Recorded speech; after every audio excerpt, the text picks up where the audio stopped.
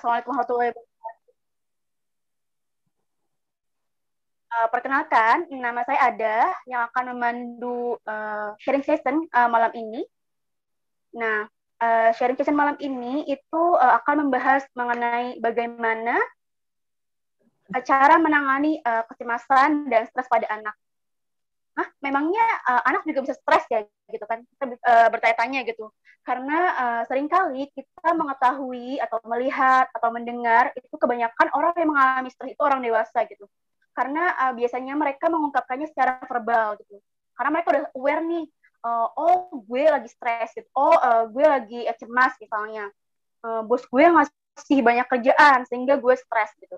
Atau mahasiswa gitu, bagi yang mahasiswa, aku cemas banget nih, bentar lagi misalnya mau presentasi kayak gitu. Nah, orang-orang dewasa ini mengungkapkannya secara verbal gitu. Namun bukan berarti gitu anak-anak yang anak-anak juga tidak berarti tidak pernah mengalami stres gitu. Mereka itu bisa saja mengalami stres gitu. Cuma mereka ini tidak bisa mengungkapkannya secara verbal gitu. Oleh karena itu penting nih bagi kita sebagai orang dewasa itu mengetahui ini apa nih gejalanya gitu, apa tanda-tandanya gitu. Nanti akan dibahas lebih lanjut oleh psikolog kita, Mbak Nike. Oke, langsung saja saya perkenalkan terlebih dahulu. Saya mau share screen. Nah. Oke, sudah muncul ya? Oke, nah ini beliau ini adalah psikolog klinis, Mbak Yunike Setiawati. Nah ini ada career overview-nya. Beliau adalah seorang psikolog klinis yang mendalami masalah somatisasi gangguan psikolog yang termanifestasi dalam penyakit fisik psikosomatis. Psikosomatis itu kayak gangguan psikologis, tapi manifestasinya ke fisik. Misalnya kalau lagi kita cemas, terus kita sering pipis atau sakit perut kayak gitu. Dan beliau juga passion pada penyakit kronis dan family caregiver untuk pasien maupun pasien anak maupun dewasa. Nah, ini ada kompetensinya. Beliau ini kompeten pada observasi dan wawancara klinis, asesmen dengan alat tes psikologi, dan psikoterapi klinis dengan pendekatan CBT, emotional focus problem solving, dan banyak banget ini. Beliau juga merancang program psikoedukasi, program pelatihan, dan membuat clinical pathway untuk mendukung pengakuan diagnosis klinis. Dari summary-nya, dari career overview-nya ini, kalau menunjukkan bahwa beliau ini udah expert banget di bidang klinis, ya, bidang psikologi klinis. Sekarang beliau juga aktif atau bekerja sebagai psikolog wilayah Jawa Timur, Yayasan Cintai Diri Indonesia, atau yang kita kenal dengan Love Yourself Indonesia. Beliau juga bekerja di layanan kesehatan mental online, Sai Solution di Jakarta, dan beliau aktif sebagai psikolog klinis di layanan kesehatan mental online juga Bully ID Jakarta. Nah, ini ada academic background-nya. Beliau lulusan dari sarjana psikologi dan magister psikologi dari Universitas Surabaya. Dan ini, nah selain itu ada informal education-nya. Beliau juga banyak sekali mengikuti pelatihan-pelatihan. Dan beliau juga aktif nih sebagai speaker di beberapa seminar. Oke, gimana Mbak Dika? Sudah siap? Iya, sudah Mbak Ada. Oke, langsung saja ya Mbak Dika.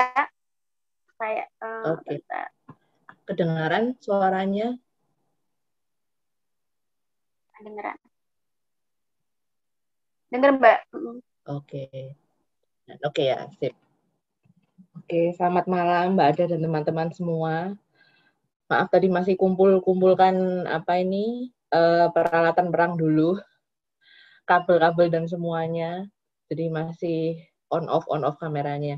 Jadi selamat malam teman-teman. Oke, jadi malam ini kita akan membahas tentang mengatasi stres dan kecemasan pada anak. Jadi kita langsung aja masuk ke materi ya. Malam ini kita akan santai aja, nggak yang serius-serius banget. Mengingat kelompoknya juga kelompok kecil, jadi nanti mungkin lebih banyak diskusi ya di belakang. Saya juga mau dengar mungkin teman-teman ada sharing-sharing tentang kasus gitu ya, kita belajar bareng-bareng. Oke, jadi menu kita malam ini bisa lanjut ke slide berikutnya, Mbak Ada. Ya, oke. Jadi topik-topik malam ini adalah beberapa hal gitu ya. Jadi yang pertama kita akan membicarakan kecemasan. Nah, sebetulnya memang stres pada anak-anak itu dipicu oleh kecemasan ya. Jadi 80-90% stres anak itu biasanya dipicu oleh kecemasan. Jadi malam ini saya fokusnya ke kecemasan memang. Jadi stres yang dipicu oleh kecemasan. Jadi nanti saya akan menjelaskan tentang definisi kecemasan, kemudian ada meluruskan tentang apa sih bedanya ketakutan dengan kecemasan gitu ya. Karena selama ini ketakutan dan kecemasan ini seringkali simpang siur gitu digunakan. Nanti kita akan masuk ke situ, kemudian ada kriteria gangguan kecemasan pada anak. Jadi sampai sejauh mana kecemasan itu dianggap sudah menjadi gangguan. Terus kemudian epidemiologi gangguan kecemasan pada anak. Jadi ini nanti saya akan menunjukkan data-data tentang sebetulnya kasus kecemasan pada anak ini sampai seberapa jauh sih dipandang oleh dunia maupun ada di Indonesia. Kemudian yang kelima adalah gejala kecemasan pada anak. Kemudian yang keenam adalah faktor penyebab kecemasan pada anak. Kemudian ada adult anxiety versus sebetulnya ya, ini maaf saya salah tulis, versus child anxiety. Kemudian yang kedelapan itu adalah siklus kecemasan pada anak, itu bagaimana siklusnya. Kemudian how can we help, jadi bagaimana kita menolong anak yang punya gangguan kecemasan. Oke, bisa next Mbak Ada.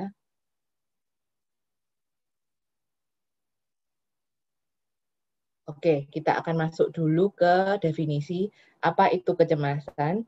Jadi kecemasan adalah reaksi normal manusia yang melibatkan reaksi tubuh dan pikiran. Jadi kecemasan itu sebetulnya sangat normal dialami oleh semua orang. Jadi yang kalau kita cemas itu pasti ada reaksi tubuhnya dan ada reaksi dalam bentuk pikiran-pikiran yang muncul. Dan kecemasan ini sangat wajar dirasakan oleh anak, bahkan bayi itu juga bisa merasa cemas. Remaja, kemudian kita sebagai orang dewasa juga pasti akan merasakan itu dalam keseharian kita gitu ya. Nah, untuk anak-anak dan remaja memang situasi yang berpotensi tinggi untuk menimbulkan kecemasan itu biasanya adalah situasi dan kondisi yang baru. Kemudian kondisi yang tidak pasti, kondisi yang membuat anak dan remaja merasa tertekan gitu ya. Kemudian biasanya nah ini yang memicu munculnya kecemasan dan menjadi penyebab utama stres. Kemudian yang ketiga yaitu kecemasan itu berfungsi sebagai coping sebetulnya.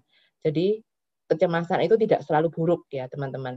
Terutama ketika kecemasan itu belum menjadi gangguan. Jadi itu sebetulnya sesuatu yang sangat normal. Nah, namun nanti kita akan lihat bahwa ada kecemasan-kecemasan yang bisa menyebabkan itu akan menjadi suatu gangguan gitu. Nah, sebentar, Mbak Ada boleh minta tolong dibesarkan sedikit atau saya saja yang share screen nggak apa-apa? Oke, oh ya, oke, baik, ya, baik, ya. Saya yang share screen aja ya, Mbak Ada. Katanya besar kecil, besar kecil. Nggak apa-apa, saya aja yang share screen. Saya sudah ready. Karena ada pakai handphone ya kayaknya. Iya, nggak Oh apa-apa, ya. nggak apa-apa. Saya Mbak aja sama yang Mbak share screen. Nika aja Mbak. Iya, saya aja. Saya sudah ready kok.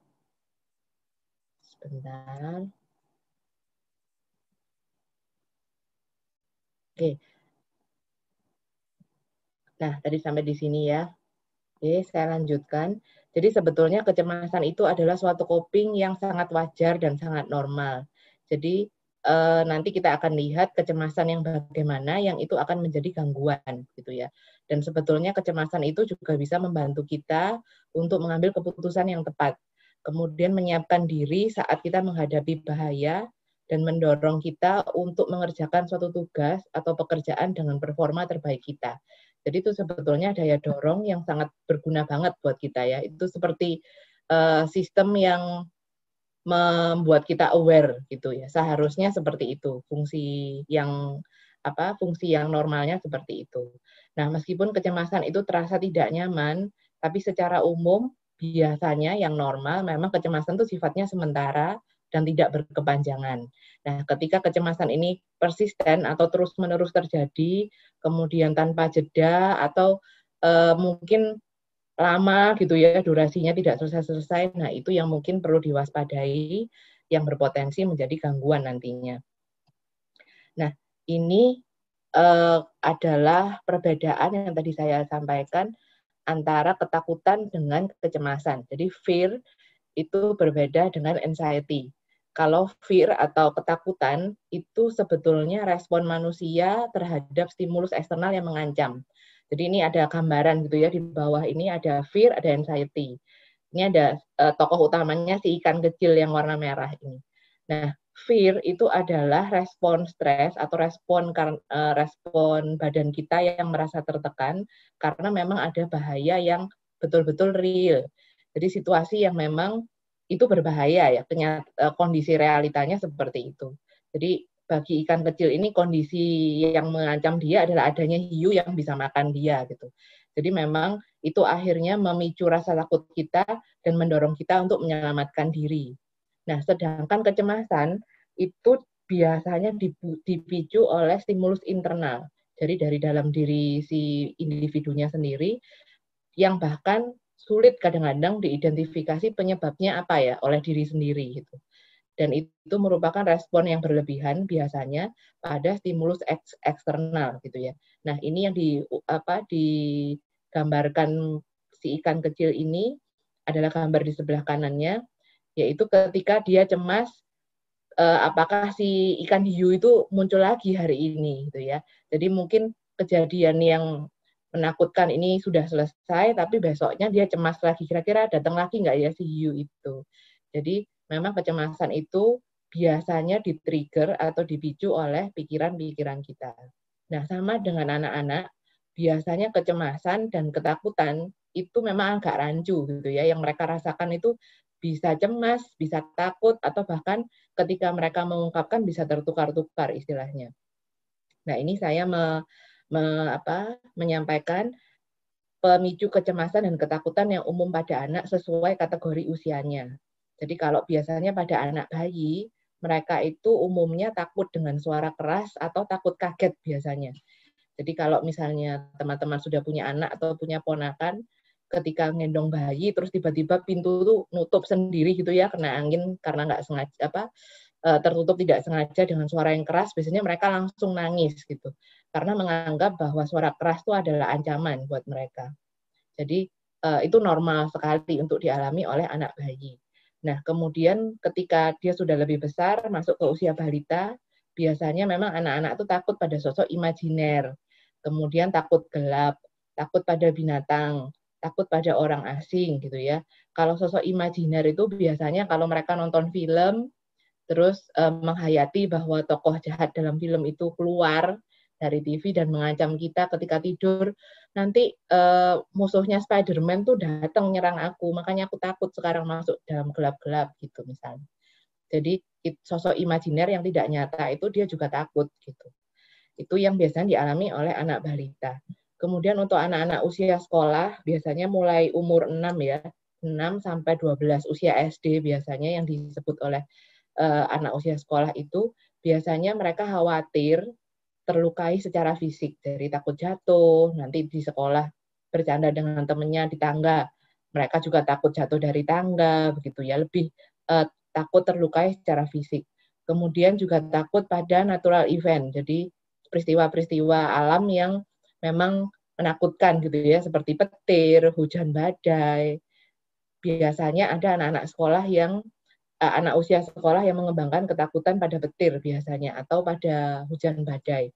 Kemudian takut karena kematian. Jadi biasanya anak-anak usia sekolah ini ketika menghadapi peristiwa kehilangan seseorang yang dekat karena kematian, biasanya mereka sudah mulai bisa memaknai kematian itu artinya berpisah selamanya. Jadi kita nggak akan ketemu orang yang meninggal ini di masa depan gitu ya, betul-betul ya benar-benar kehilangan gitu. Dan mereka mulai takut atau mulai khawatir orang-orang lain di sekitarnya juga akan meninggal seperti orang yang memang meninggal saat itu gitu. Jadi perasaan khawatir yang dipicu oleh pikirannya mulai muncul di anak usia sekolah biasanya.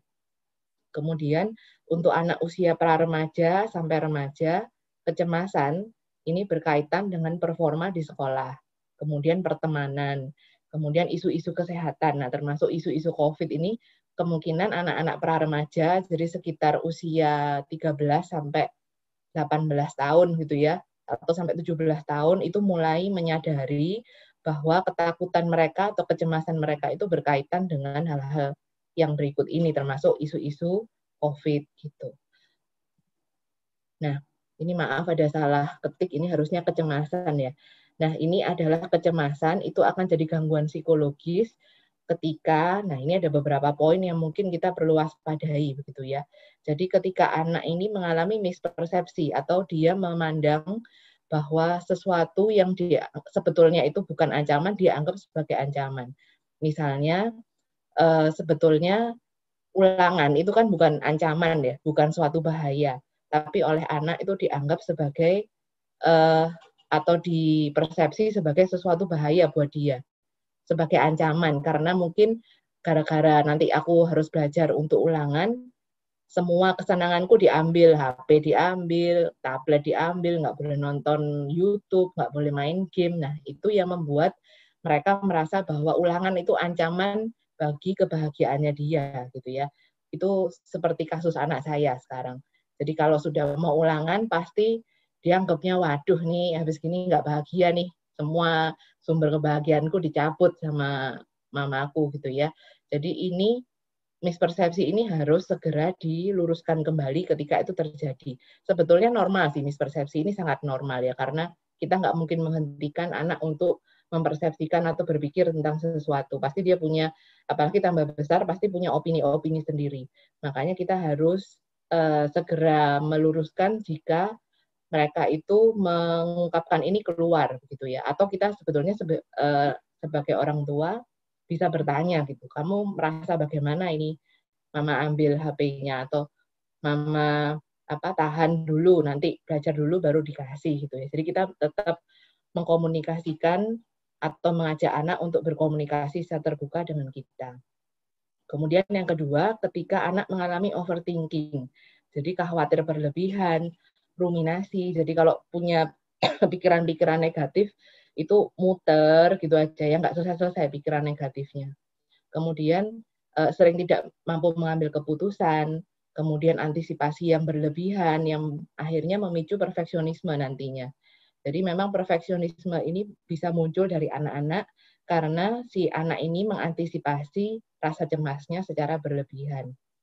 Nah, hal-hal overthinking yang intens ini memang bisa terjadi sampai mengganggu fungsi sehari-hari gitu ya. Jadi sampai ketika sekolah bengong, nggak bisa konsen, kemudian nanti perilakunya jadi agresif atau menghindar, avoidance, atau menarik diri dari pergaulan.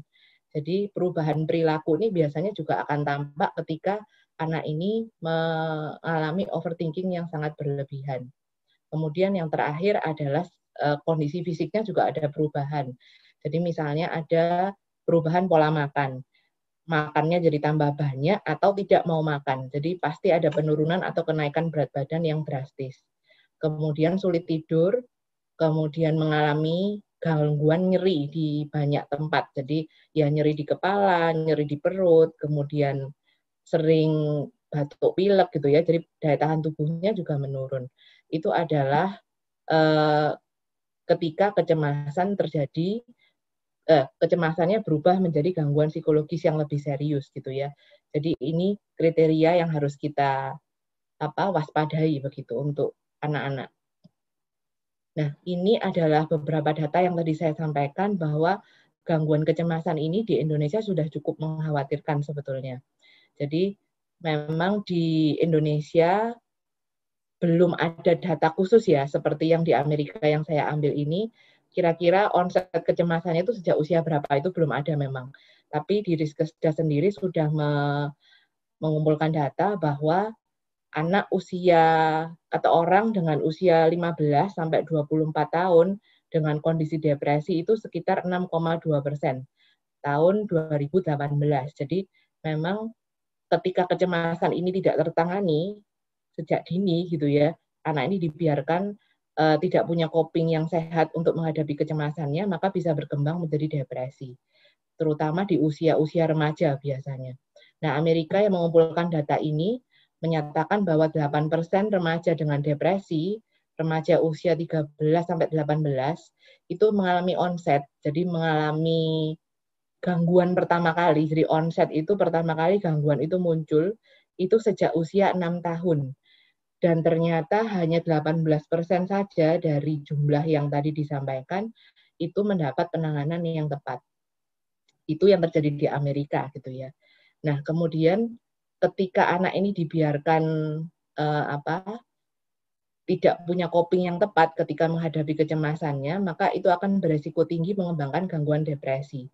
Dan nantinya bisa menjadi perilaku penyalahgunaan zat.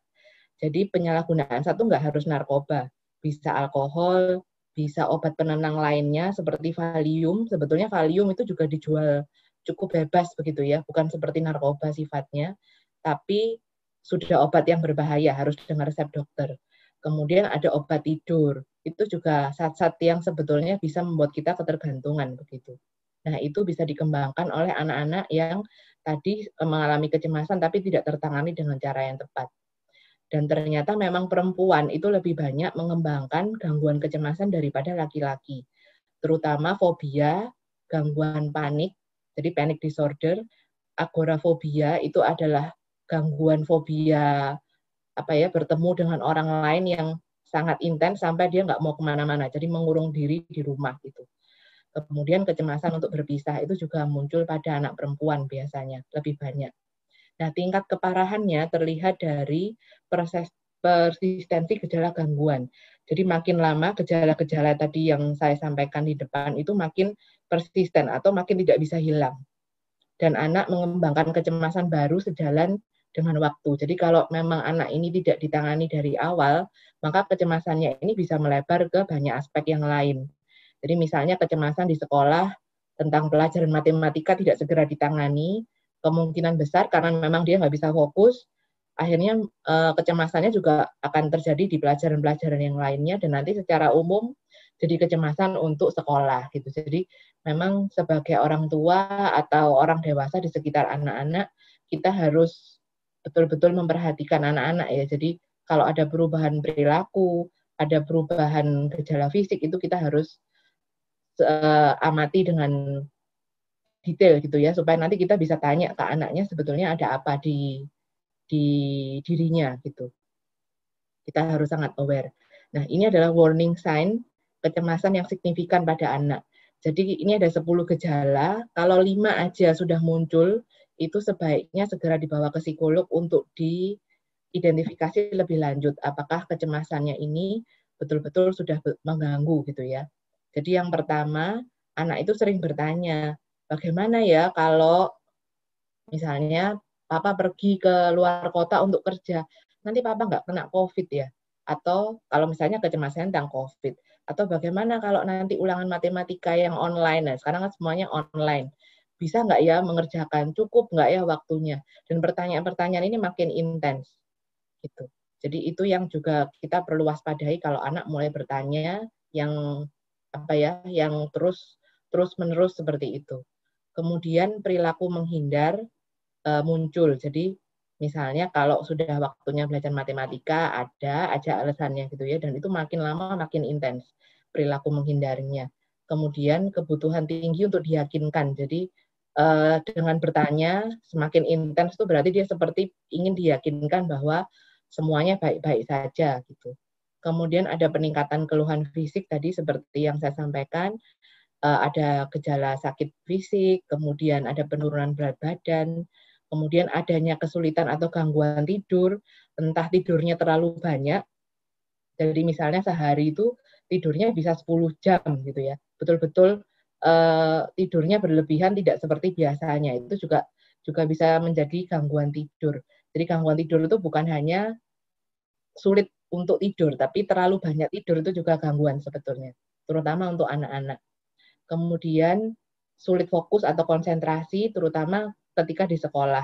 Jadi ketika guru menyampaikan ke orang tua atau ke orang dewasa lainnya bahwa si anak ini nggak fokus di sekolah, sudah konsentrasinya menurun, itu kita juga perlu mulai memperhatikan atau mulai mewaspadai ada apa dengan si anak ini. Padahal kalau tadinya enggak gitu ya. Kemudian yang berikutnya adalah perfeksionisme atau tadi tindakan antisipasi yang berlebihan. Jadi apa-apa maunya semuanya harus sesuai dengan standarnya dia. Nah, ini yang nantinya bisa berkembang jadi kepribadian yang perfeksionis dan lebih ke maladaptif ya sifatnya. Kemudian peningkatan jumlah absensi di sekolah, jadi sering nggak masuk sekolah. Kemudian mudah merasa tertekan, jadi murung, kemudian kurang bersemangat atau tidak bersemangat ketika melakukan aktivitas sehari-hari. Jadi biasanya anak ini bersemangat, ceria, tapi ternyata beberapa minggu terakhir dia suka murung, nggak bersemangat gitu ya. Itu juga perlu diwaspadai. Kemudian ada kecenderungan untuk menyembunyikan sesuatu atau berbohong. Jadi kalau ditanya orang tuanya, kamu nggak apa-apa ya, Dek, kok rasanya beberapa hari ini kamu murung ya? Enggak kok, nggak apa-apa gitu. Terus nulis-nulis, kemudian tahu-tahu tulisannya ditutup. Jadi dorongan untuk menyembunyikan sesuatu ini juga makin besar ketika anak merasa stres atau merasa cemas. Nah, ini adalah beberapa faktor risiko yang memicu gangguan kecemasan pada anak.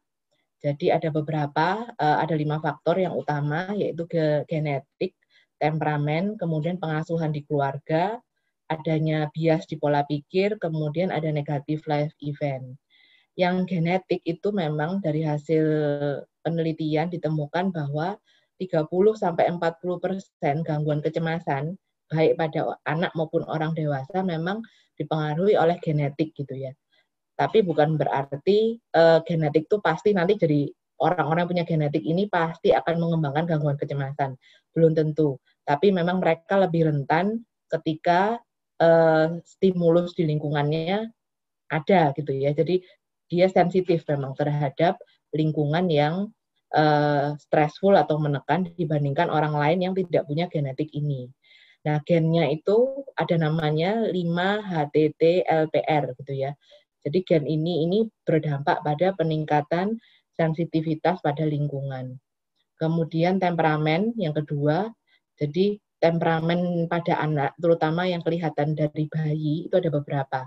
Yang pertama itu biasanya easy child. Jadi anak yang memang dari lahir itu gampang banget diasuh gitu ya. Jadi semuanya mudah banget beradaptasi gitu ya. Jadi waktunya tidur ya dia tidur, waktunya makan ya makan nggak pakai banyak rewel. Waktunya apa ini ganti popok karena dia pipis gitu digantiin, habis gitu diem gitu. Jadi betul-betul sangat mudah untuk dikelola gitu ya kehidupan sehari-hari atau aktivitas sehari-harinya oleh orang tua atau pengasuhnya. Nah, yang kedua itu biasanya difficult child. Kalau difficult child itu semuanya pakai drama gitu ya. Bukan semuanya, kayak 70% itu pakai drama semua. Jadi makan susah, tidur ya juga nggak tidur-tidur gitu. Kayak sama si pengasuhnya ini nggak cocok terus gitu ya. Padahal sebetulnya bukan nggak cocok, tapi karena bawaan temperamen anak ini memang anak yang difficult child. Kemudian yang ketiga itu adalah slow to warm up. Jadi dia cenderung lambat untuk beradaptasi dengan lingkungan baru. Jadi mungkin ada rewel-rewelnya gitu ya, sampai seminggu, 2 minggu, atau bahkan 1 bulan untuk melakukan aktivitas atau jadwal yang baru gitu. Nanti setelah sudah agak lama adaptasinya baru dia bisa mengikuti jadwal yang sudah ditetapin orang tuanya misalnya. Jadi kalau misalnya anak bayi itu kadang kalau makan gitu jamnya kan bisa berubah gitu ya, kayak beda 1 jam atau 2 jam karena mungkin ada aktivitas yang lain. Nah, si anak yang cenderung lambat beradaptasi ini, kalau sudah agak terlambat sedikit, itu biasanya juga rewel gitu. Nah, tapi kalau misalnya orang tuanya ini konsisten dengan perubahan ini tadi, biasanya pada akhirnya setelah 1 bulan, jam makannya diubah, dia akan lebih bisa beradaptasi gitu. Kemudian yang ketiga itu adalah pengasuhan keluarga. Jadi pengasuhan orang tua yang biasanya overprotective atau intrusif. Intrusif itu semua diurusin ya. Jadi sepertinya orang tua tidak memberikan kesempatan pada anak untuk berkembang sesuai kepribadiannya. Jadi semua diatur, semua harus sesuai dengan standar orang tua, itu pola pengasuhan yang intrusif. Kemudian negativity, jadi semua dikritik, semua dikomentari negatif, itu juga mengakibatkan kecemasan pada anak. Kemudian modeling perilaku orang tua yang juga pencemas. Jadi kalau orang tuanya pencemas dan itu tampak dari perilakunya, biasanya anak juga akan meniru. Jadi seperti teman saya itu salah satunya, dia itu kalau hujan, teman saya ini perempuan, punya anak sekitar sekarang tuh udah umur 4-5 tahunan, laki-laki anaknya, dia tuh kalau hujan mesti kebingungan ngambilin jemuran gitu. Jadi sehari tuh cemas banget takut hujan gitu. Nah, ternyata perilaku kecemasannya dia ketika melihat langit hujan apa enggak ya, dia itu mengekspresikan itu secara verbal. Jadi anaknya tuh dengar gitu. Jadi akhirnya anaknya ini ikut perilaku mamanya yang selalu cemas kalau melihat langit yang sudah mulai abu-abu, udah mulai gelap. Anaknya ini ikut bingung gitu. Nah, ini adalah proses modeling perilaku orang tua yang pencemas. Gitu. Jadi anak itu selalu melihat perilaku orang tuanya dan kalau memang dia bonding sama mamanya kuat, dia akan meniru itu biasanya. Kemudian yang ketiga, memang ada kasus-kasus physical abuse atau sexual abuse. Kemudian ada kekerasan dalam keluarga, itu juga akan meningkatkan faktor risiko untuk anak mengalami gangguan kecemasan. Nah, kemudian ada juga pola pikir yang bias. Jadi biasanya ada cara-cara berpikir yang bisa bias gitu ya di anak-anak. Seperti tadi yang saya sampaikan, bahwa ulangan tuh dianggap sebagai ancaman. Padahal ulangan itu kan berkala begitu ya, pasti akan dihadapi oleh anak-anak. Dan semua anak juga menghadapi itu, bukan hanya dia saja. Jadi hal-hal pola pikir seperti ini yang memang orang tua perlu luruskan ketika anaknya mengalami itu. Nah, jadi ketika anak menginterpretasikan informasi sebagai ancaman, itu juga harus diberi pemahaman atau pengertian. Kemudian ada juga negative life event. Jadi kalau tiba-tiba terjadi peristiwa-peristiwa negatif gitu ya dalam hidup anak, misalnya mungkin orang tuanya bercerai atau orang tuanya suka bertengkar di rumah, kemudian ada bencana alam atau ada peristiwa berduka gitu yang tiba-tiba muncul dalam keluarganya, biasanya juga akan meningkatkan risiko anak mengalami gangguan kecemasan. Kemudian ada peristiwa bullying misalnya di sekolah atau di lingkungan sekitar rumah gitu, kalau dia suka bermain di sekitar rumah, punya teman-teman di kompleks, itu juga akan meningkatkan risiko gangguan kecemasan. Atau adanya pengabaian atau penolakan dari teman sebaya atau teman-teman sekelasnya gitu ya. Bukan dibully tapi diabaikan dan ditolak. Itu juga akan menimbulkan rasa cemas, khususnya untuk anak-anak usia sekolah sampai nanti di usia remaja. Nah, itu dia faktor risiko yang akan memicu gangguan kecemasan pada anak. Nah, ini tadi yang disampaikan oleh Mbak Ada di awal, bahwa memang adult anxiety dan child anxiety ini sangat berbeda. Dan orang tua juga harus memahami anak memaknai kecemasannya juga berbeda caranya, gitu ya. Jadi kalau kita sebagai orang dewasa, karena kemampuan kognitif kita itu sudah lebih sempurna, memang kita bisa mengekspresikan kecemasan secara verbal. Kita bisa menanyakan, kenapa ya kok aku tiba-tiba jantungku ini berdebar-debar terus, atau capek, terus lelah, terus pikiranku ini loh muncul berkali-kali ya. Bisa cerita gitu ya, bisa curhat. Tapi kalau anak-anak memang karena kemampuan kognitifnya belum berkembang sempurna, maka biasanya mereka kesulitan memproses. Ada apa sih sama aku nih, kok aku nih kayak gini ya. Nah, itu nggak bisa cerita dia. Nggak bisa mengkomunikasikan itu. Jadi harus orang dewasa yang memantau atau mengamati, kemudian menanyakan, kenapa kok kamu berubah, yang tadinya mungkin ceria, ternyata sekarang kok agak murung ya, kenapa, ada apa. Nah, jadi kita yang sebagai orang dewasa harus mengorek-ngorek lah dalam tanda kutip apa yang dirasakan oleh anak-anak di sekitar kita. Nah, dampaknya memang karena mereka memang tidak bisa mengkomunikasikan itu, mereka juga tidak bisa memproses akhirnya. Dan akhirnya perilaku yang muncul juga tidak rasional. Misalnya kalau sudah mau ulangan, dia marah-marah terus gitu ya, kayak orang senggol bacok gitu pokoknya. Kalau sudah waktunya mau ulangan seminggu gitu, moodnya moody banget, naik turun, malas makan. Nah, itu kan sebetulnya tidak rasional ya. Tapi karena memang anak ini belum punya kemampuan berpikir yang sempurna, akhirnya itu yang jadi cara atau coping dia menghadapi kecemasan. Kemudian pada anak-anak ketika merasa cemas, itu gejalanya berbeda-beda. Jadi misalnya Anda yang hadir di sini punya 2 anak gitu ya, itu bisa berbeda antara anak pertama dengan anak kedua gitu. Jadi itu juga yang membuat kadang-kadang akhirnya ada anak-anak yang tidak terdeteksi gitu, kalau dia sebetulnya mengalami kecemasan karena komposisi atau profil kecemasannya berbeda-beda. Yang mungkin anak pertama kalau sudah cemas itu ketiduran gitu ya, sering ketiduran, tidurnya tambah banyak. Tapi ternyata anak kedua ini kalau sudah cemas, dia restless, jadi kayak orang, wah kerjanya tuh sepertinya tambah rajin gitu ya, kayak habis kerja ini, jadi kayak ribet, terus muter, terus gitu di rumah. Padahal sebetulnya itu restlessness, jadi kayak nggak bisa tenang, nggak bisa santai gitu.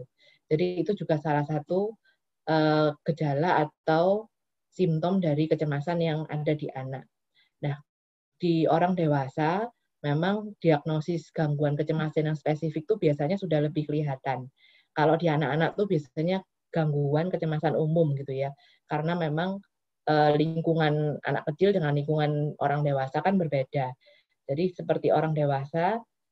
tidak seperti orang dewasa, biasanya social anxiety disorder belum muncul. Kemudian panic disorder itu juga belum muncul pada anak-anak. Kemudian kecemasan pada orang dewasa itu bisa memicu perilaku coping yang maladaptif atau perilaku coping yang tidak sehat. Misalnya seperti tadi ada ketergantungan atau penyalahgunaan zat. Nah, anak-anak tidak mungkin mengembangkan kecenderungan perilaku seperti ini secara alami, kecuali dia melihat orang tua yang mungkin ketika cemas sering minum minuman keras. Nah, itu belajar dari lingkungan, tapi secara alami anak tidak mengembangkan perilaku coping seperti ini biasanya. Nah, ini adalah siklus kecemasan yang di-trigger oleh pikiran. Jadi, semoga ini jelas gambarnya. Jadi, ini triggernya adalah pikiran tentang matematika. Jadi, ini kecemasan tentang mengerjakan soal matematika. Jadi, pikirannya, aku tidak bisa mengerjakan soal matematika ini. Kemudian perasaan yang muncul tuh akhirnya cemas, panik, terus jadi marah-marah kalau dia sudah waktunya belajar matematika karena merasa nggak mampu menyelesaikan. Kemudian respon tubuhnya kalau sudah disuruh belajar matematika mulai berkeringat, kemudian mau pingsan mungkin rasanya, atau jantungnya berdebar-debar, sakit perut, sakit kepala, atau nggak gitu bolak-balik minta ke toilet gitu ya. Jadi bolak-balik pipis atau bahkan mungkin bisa diare gitu. Itu respon tubuh yang dipicu oleh stres sebetulnya. Kemudian respon perilakunya juga tampak dari dia menghindar. Jadi kalau disuruh belajar matematika ada aja alasannya, muter aja gitu ya. Kemudian menarik diri. Ketika sudah waktunya ulangan dia nggak mau deket-deket sama orang tuanya misalnya. Menarik diri mengurung diri di kamar, nggak mau banyak ngobrol dengan orang tuanya atau dengan saudara-saudara yang lain. Kemudian ada perilaku agresif yang tampak marah-marah dan sering mencari kepastian. Jadi sering tanya-tanya yang betul ya besok mau ulangan matematika lagi ya, jam keberapa ya? Siapa ya besok yang jaga ulangan matematikanya gitu. Jadi pertanyaan-pertanyaan tentang topik yang dia cemaskan ini makin intens, semakin mendekati hari ulangannya makin intens. Nah, itu adalah respon perilaku yang menimbulkan kecemasan. Yang memicu kecemasan. Nah, ini adalah contoh dari siklus kecemasan tadi, tapi ini untuk school anxiety. Jadi anak yang punya kecemasan ketika mau sekolah. Jadi ketika anak itu agak anti sekolah, jadi dia nggak mau ke sekolah gitu ya, karena banyak pemikiran yang membuat dia takut, mungkin dia pernah dibully di sekolah, itu biasanya memicu respon fisik yang kuat biasanya, entah jadi sakit perut, atau bahkan yang paling parah itu demam biasanya. Ya betul-betul demam, kan nggak mungkin ya kita bisa berpura-pura demam. Tapi memang kalau sudah psikosomatis levelnya, reaksi fisik itu bisa sampai ke demam keluarnya, gitu ya. Jadi saking cemasnya itu bisa memicu seperti itu. Kemudian akhirnya tidak masuk sekolah, dia bisa berhasil menghindar, dan akhirnya terjadi penurunan pikiran yang negatif, perasaannya mungkin lebih tenang, kemudian mungkin demamnya menurun, kondisi tubuhnya lebih baik gitu ya, lega gitu akhirnya. Nah, tapi perasaan lega ini karena menghindar itu sifatnya hanya sementara. Nanti kalau dia harus berhadapan lagi dengan stimulus, dia harus ke sekolah, atau mungkin harus menghadapi ulangan tertentu di sekolah, muncul lagi anxiety-nya, muncul lagi kecemasannya. Dan ini akan jadi seperti lingkaran setan yang nggak berhenti-berhenti kalau tidak segera ditangani gitu ya. Orang tuanya harus segera waspada gitu kalau anak ini ada mengalami gangguan kecemasan. Nah, ini how to help. Jadi bagaimana caranya ketika anak kita sudah menunjukkan tanda-tanda kemungkinan besar menghadapi gangguan kecemasan. Jadi yang pertama, itu bantu anak mengenali respon tubuhnya terhadap kecemasan. Jadi kita bisa tanya ke anak, kalau sudah kamu merasa cemas, kan kelihatan gitu ya, kayak tadi misalnya tidur terus gitu. Atau ketika dia sudah mulai mau ulangan matematika, banyak perilaku-perilaku tadi yang muncul, mengurung diri, tampak murung, kemudian mungkin ya gejala sakit perutnya mulai umat gitu ya. Nah, itu kita perlu menanyakan atau perlu mendiskusikan sensasi tubuhmu ini kok ketika mama lihat munculnya ketika ini ya, ketika kamu mau ulangan ya. Apa sih yang kamu rasakan sebetulnya? Atau badanmu terasa apa? Nah, itu kita bisa membantu anak mengenali respon tubuhnya terhadap kecemasan. Jadi next time, lain kali ketika dia merasakan itu, dia bisa memahami bahwa oh, ini ternyata aku ini lagi merasa cemas sekarang gitu ya. Itu sangat penting untuk nanti dia bisa melakukan coping-nya. Jadi gimana caranya dia bisa melakukan coping kalau dia nggak bisa mengenali sebetulnya bahwa aku ini cemas gitu ya. Ini tujuannya.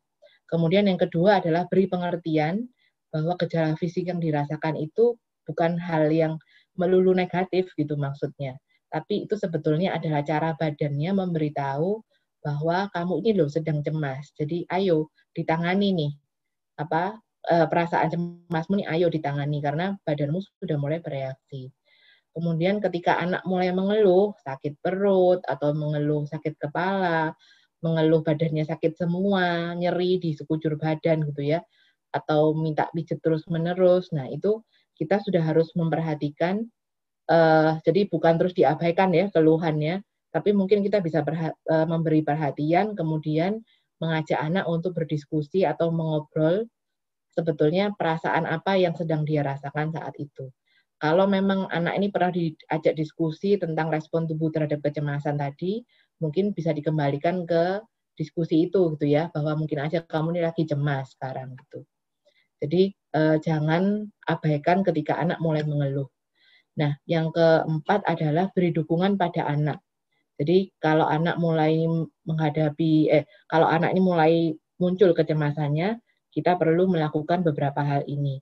Jadi yang pertama, kita harus menerima dan mengakui perasaan cemas yang dirasakan anak. Jadi kita harus validasi perasaan itu. Jangan terus ngomongnya, nggak apa-apa lah, cemas tuh biasa kok. Udah ya, nggak usah diperhatiin dah, cemasnya nanti hilang-hilang sendiri. Nah, itu jangan seperti itu respon kita. Jadi nggak apa-apa, diakui aja. Jadi kalau kita ngomong sama anak, kamu cemas ya karena mau ulangan matematika. Gak apa-apa kok. Kenapa sih kok cemas? Wajar kok kalau kamu cemas. Kamu takut ya menghadapi soal-soal yang sulit. Mana sih yang nggak bisa? Jadi kita mengajak anak untuk diskusi dan menunjukkan penerimaan terhadap kecemasan yang dirasakannya. Kemudian yang kedua, kita juga harus menunjukkan bahwa kita itu memahami pikiran dan perasaannya. Jadi ketika dia takut menghadapi matematika, kemudian kita juga memahami bahwa ketakutan itu wajar karena memang kamu nggak bisa, itu juga akan membantu anak untuk menceritakan lebih banyak kecemasannya itu apa sih, atau pikiran yang dia pikirkan itu apa sih tentang matematika ini. Jadi akhirnya anak bisa terbuka gitu ya, curhat ke kita. Kemudian yang ketiga, dukung anak untuk menghadapi ketakutannya dengan mendiskusikan dan melakukan counter aksi yang sehat. Jadi misalnya ketika anak sudah betul-betul bisa terbuka dengan kita, bisa curhat kesulitannya apa, nah kita bisa pelan-pelan mengarahkan untuk melakukan counter aksi. Misalnya kalau misalnya nih kita nggak sabar gitu ya, kayak tadi kembali ke contoh matematika, kita nggak sabar untuk mengajarkan matematika pada anak. Jadi misalnya kita disuruh les aja deh sama guru les yang bisa mengajarkan kamu dengan cara yang lebih baik misalnya. Atau mengajak teman belajar kelompok di rumah. Jadi kamu bisa belajar dari temanmu. Jadi hal-hal itu adalah counter aksi terhadap kecemasannya anak. Jadi anak dicarikan solusi gitu ya. Berdiskusi dengan anak untuk mencari solusi tentang kecemasan yang dirasakannya. Kemudian yang keempat adalah ajarkan anak untuk menghargai proses selain hasil. Jadi memang betul hasil itu juga penting gitu ya, nilai itu juga penting. Tapi lebih penting prosesnya. Jadi seandainya kamu gagal sekarang dan dapat nilai jelek tuh nggak apa-apa. Kan kamu sudah berusaha kan. Kalau gagal sekarang ya ayo kita belajar lagi. Bisa kok nanti ditemani sama mama atau nanti tanya coba sama guru lesnya, nanti mama ikut dengerin gitu ya, atau papa ikut dengerin atau ikut temani gitu. Itu juga akan memberikan dukungan pada anak. Nah, kemudian ada respon versus reaksi. Jadi ketika kita harus mengajarkan pada anak ketika menghadapi kecemasan itu kita berespon dengan cara yang sehat, bukan dengan cara yang tadi nggak rasional gitu ya, dengan reaksi yang marah-marah, dengan reaksi yang menutup diri di kamar gitu, mengurung diri di kamar, nggak mau ngomong atau nggak mau makan. Nah, itu yang kita harus arahkan bahwa reaksi-reaksi seperti itu tidak sehat untuk anak, baik secara fisik maupun untuk kesehatan mentalnya. Kemudian yang kelima adalah bantu anak untuk mencari cara menenangkan diri. Jadi sebetulnya kenapa kok kecemasan atau stres ini perlu ditangani sejak dini? Sebetulnya adalah supaya orang tua bisa mengajarkan strategi coping. Karena anak tadi kan memang fungsi kognitifnya belum cukup gitu ya untuk mencari cara gimana sih caraku menenangkan diri. Mungkin mereka belum bisa berpikir tentang itu karena kemampuan kognitifnya belum cukup untuk itu gitu ya. Bukan tidak mau tapi memang tidak punya kemampuan, belum bisa gitu. Jadi memang kita harus mengajarkan cara coping yang sehat. Nah, setiap anak itu punya cara coping yang berbeda-beda untuk menenangkan diri. Ada yang kepinginnya gambar aja deh buat menenangkan diri gitu ya. Ada lagi yang kepingin main atau kepingin lari-lari untuk menenangkan diri. Atau kepingin untuk duduk, terus merenung, itu juga ada. Atau membaca untuk menenangkan diri. Jadi masing-masing anak itu berbeda-beda. Dan kita harus tahu anak kita ini menenangkan diri dengan cara yang mana yang manjur gitu ya. Jadi kita harus berdiskusi dengan anaknya langsung. Kemudian ajarkan strategi coping baru jika perlu. Nanti di bagian akhir saya juga akan berikan beberapa strategi coping yang mungkin bisa diajarkan ke anak. Kemudian yang terakhir adalah hindari melakukan ini. Jadi ketika kita mengetahui bahwa anak merasa cemas, itu jangan yakinkan anak bahwa semuanya akan baik-baik aja jika memang situasi dan kondisi yang dihadapi itu nggak seperti demikian. Jadi misalnya ketika memang ada kondisi keluarga yang meninggal tiba-tiba, kita nggak bisa bilang nanti semuanya akan baik-baik aja kok. Di tengah situasi yang memang banyak orang menangis, mungkin karena meninggalnya mendadak juga ada yang histeris gitu mungkin ya. Jadi kita tidak bisa menjanjikan itu. Jadi bilang aja, iya memang semua ini sekarang lagi cemas. Nggak apa-apa kok, Mama tahu kalau kamu cemas. Mama juga merasa cemas atau orang-orang di sekitarmu ini juga merasa cemas. Jadi nanti kita menenangkan diri bareng-bareng ya, ngobrol ya kita nanti gitu. Nah itu akan memberikan penenangan. Jadi jangan terus nggak apa-apa kok, semua baik-baik aja kok, nggak ada masalah. Kita tidak bisa bilang seperti itu, terutama untuk anak-anak yang sudah besar. untuk anak-anak usia sekolah yang sudah bisa memahami situasi di sekitarnya dengan lebih baik daripada anak-anak kecil. Kemudian yang kedua, kita juga sehendaknya tidak memaksa anak untuk melawan kecemasan yang dirasakan. Jadi kita menerima, bukan melawan kecemasan gitu ya. Kalau melawan tuh artinya kita menyuruh anak untuk tidak mengakui kecemasan itu. Jadi udah lawan aja lah kecemasannya. Jangan dituruti kecemasannya. Nah, itu sebetulnya kita mengajarkan anak untuk melawan. Nanti bukannya anak itu bisa sembuh, bisa pulih dari kecemasan, tapi malah makin cemas, makin meningkat kecemasannya. Kemudian yang ketiga, jangan paksa anak secara fisik untuk masuk ke situasi yang tidak nyaman jika anaknya belum siap, gitu ya. Jadi ketika tadi saya kembali ke ada kondisi keluarga yang meninggal mendadak, kalau memang anaknya belum siap untuk dibawa ke tempat duka, lebih baik jangan dipaksa.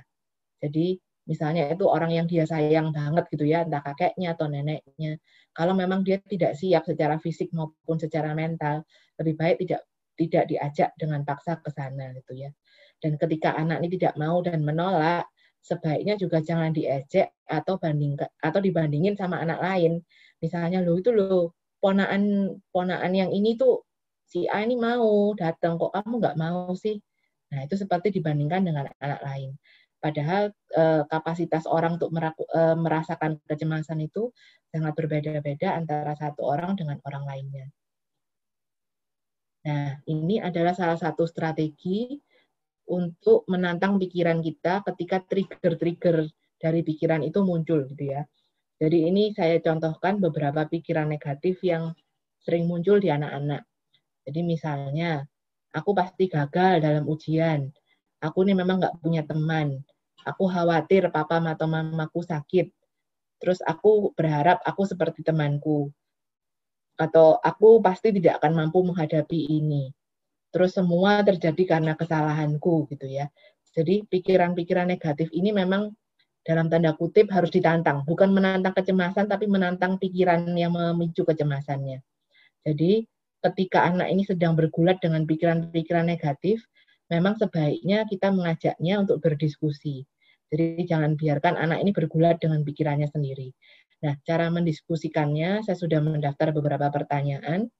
Itu kita bisa menanyakan, apakah pikiran-pikiran itu tuh membantu kamu merasa lebih baik, merasa lebih senang, merasa lebih nyaman, atau malah membuat kamu makin terpuruk, atau makin sedih, atau makin tertekan gitu ya. Nanti anaknya kita lihat jawabnya apa. Atau kamu yakin nggak sih kalau pikiranmu tuh benar?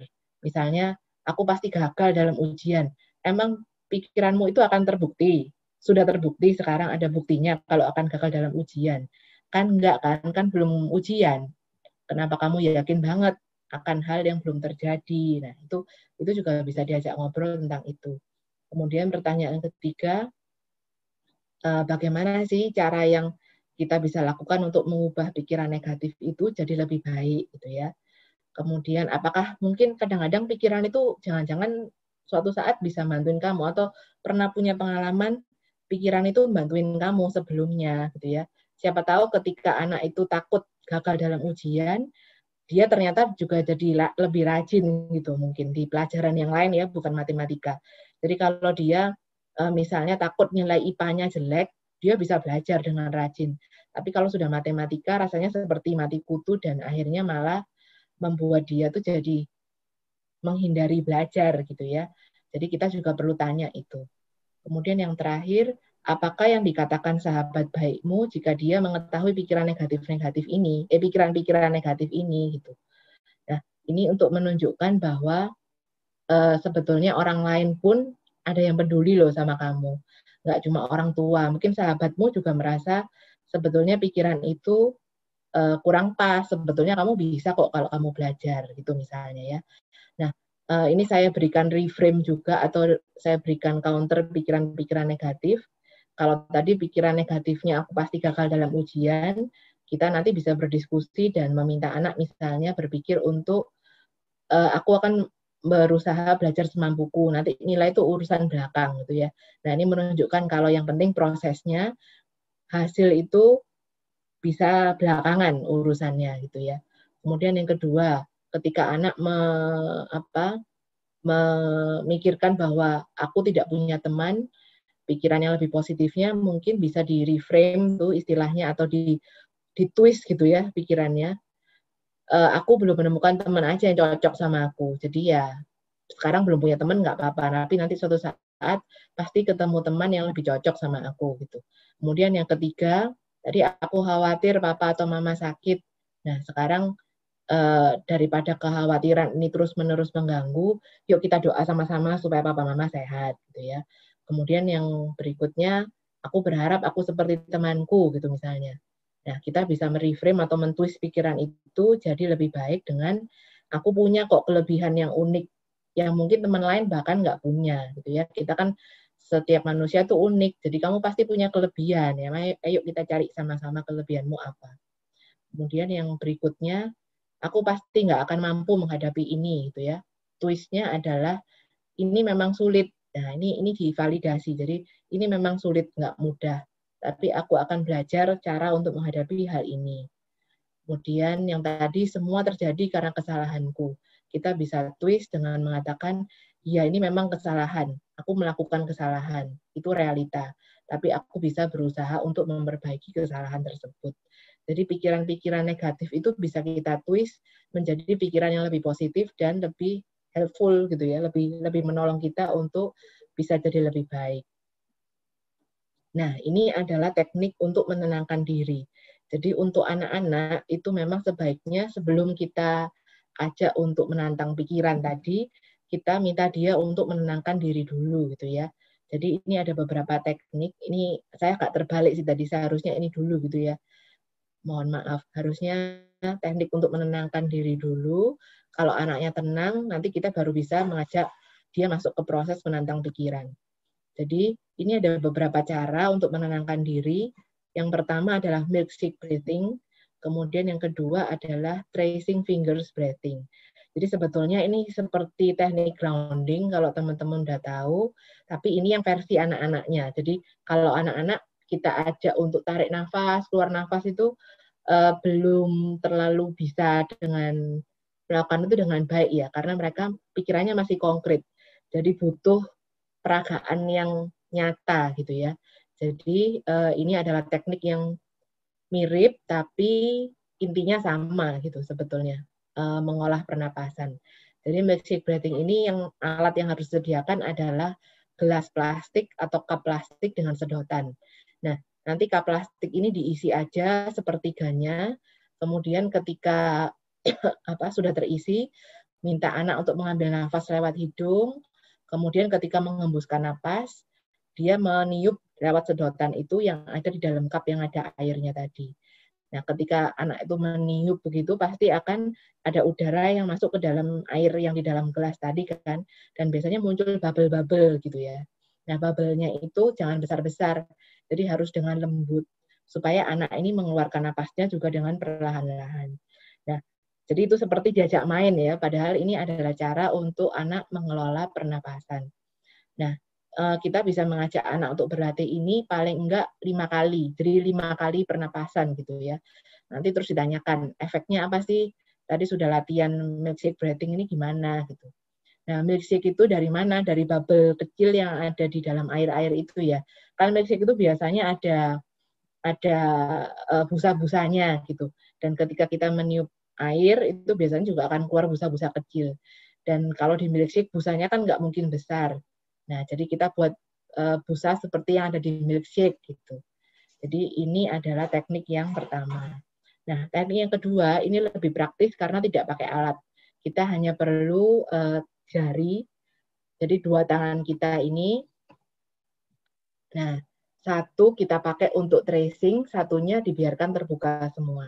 Jadi ketika kita mengambil nafas, kita tracing jarinya. Jadi boleh begini gitu ya, terserah senyamannya aja. Kemudian kalau saya pakai begini tangannya, kita nanti ambil nafas gitu ya, dengan tracing jari ini, dengan menelusuri jari jempol. Nah, nanti ketika sampai di sini kita tarik nafas, kemudian hembus nafas. Kemudian nanti begitu mau masuk ke jari telunjuk, tarik nafas. Terus ketika ada di bagian dalam, hembuskan nafasnya.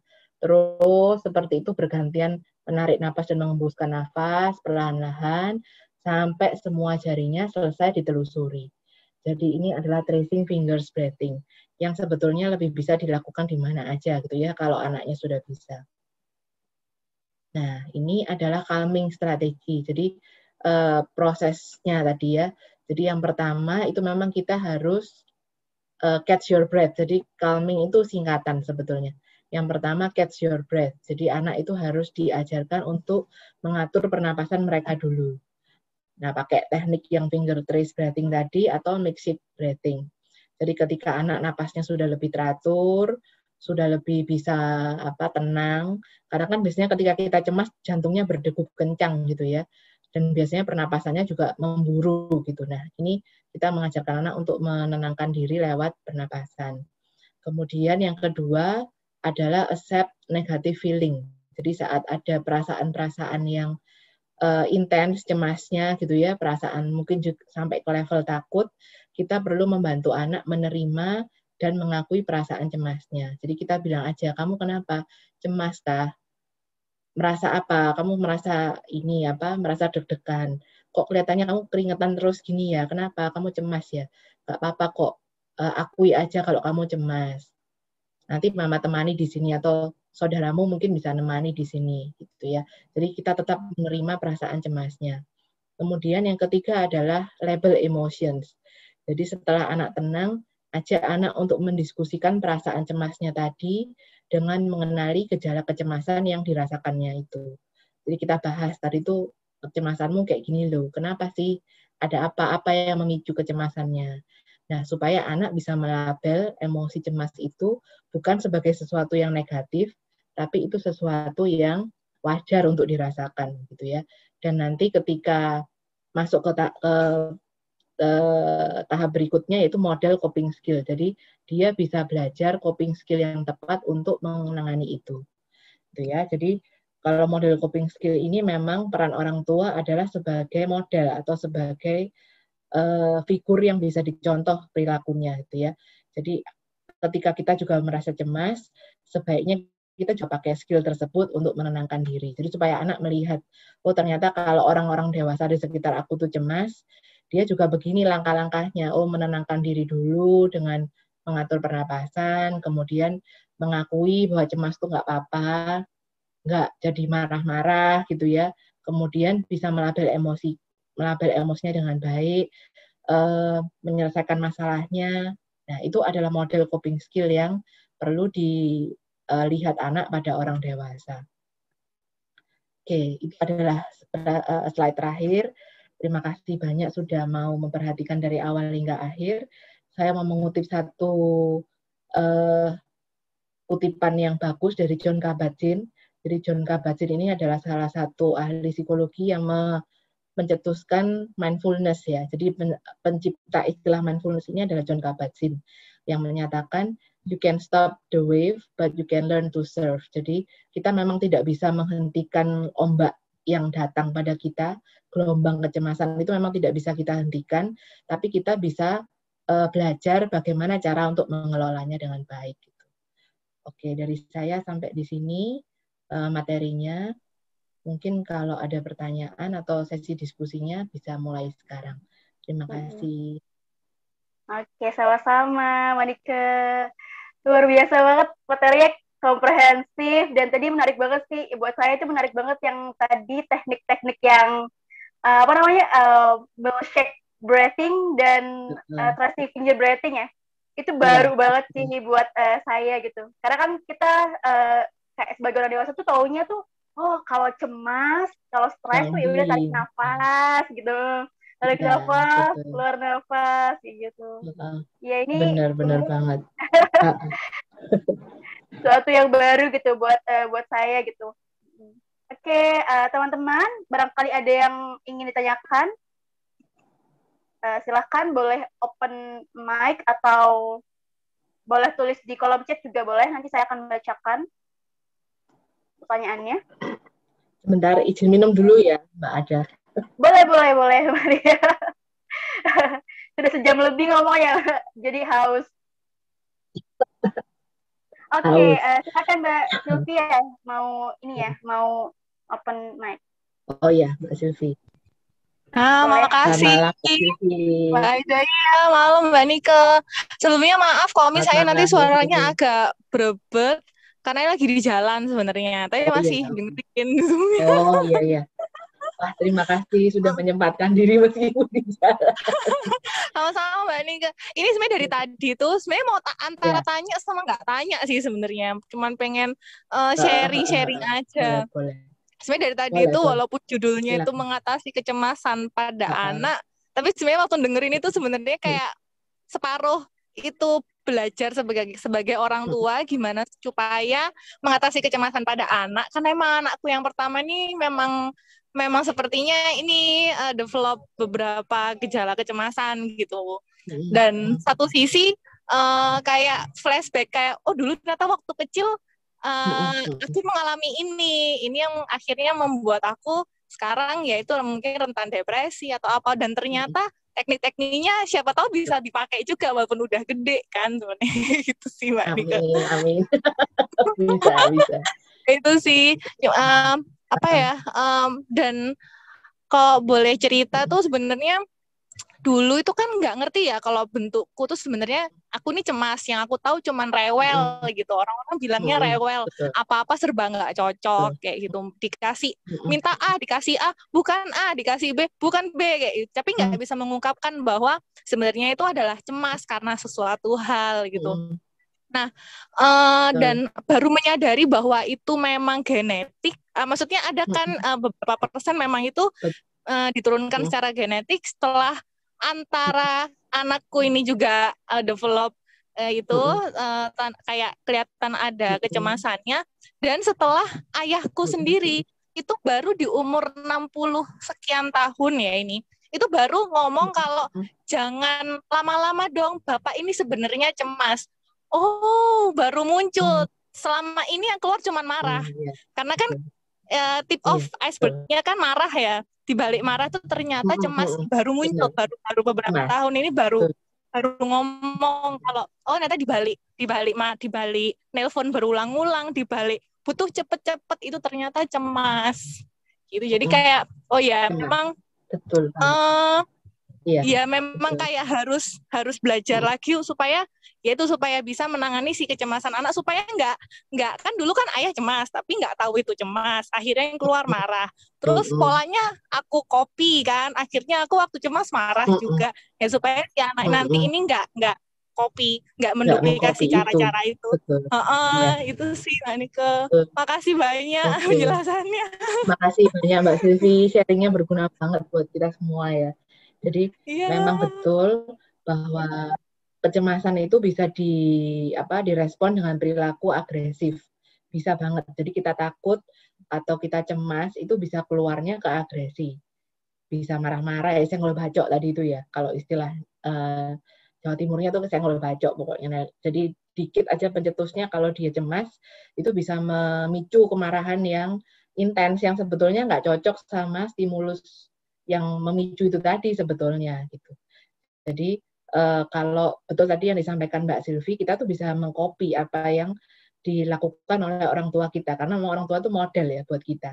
Nah, ketika copying orang tua ini kurang tepat, akhirnya kita juga mengcopy itu gitu. Karena ya itu bukan kesalahan anaknya sama sekali.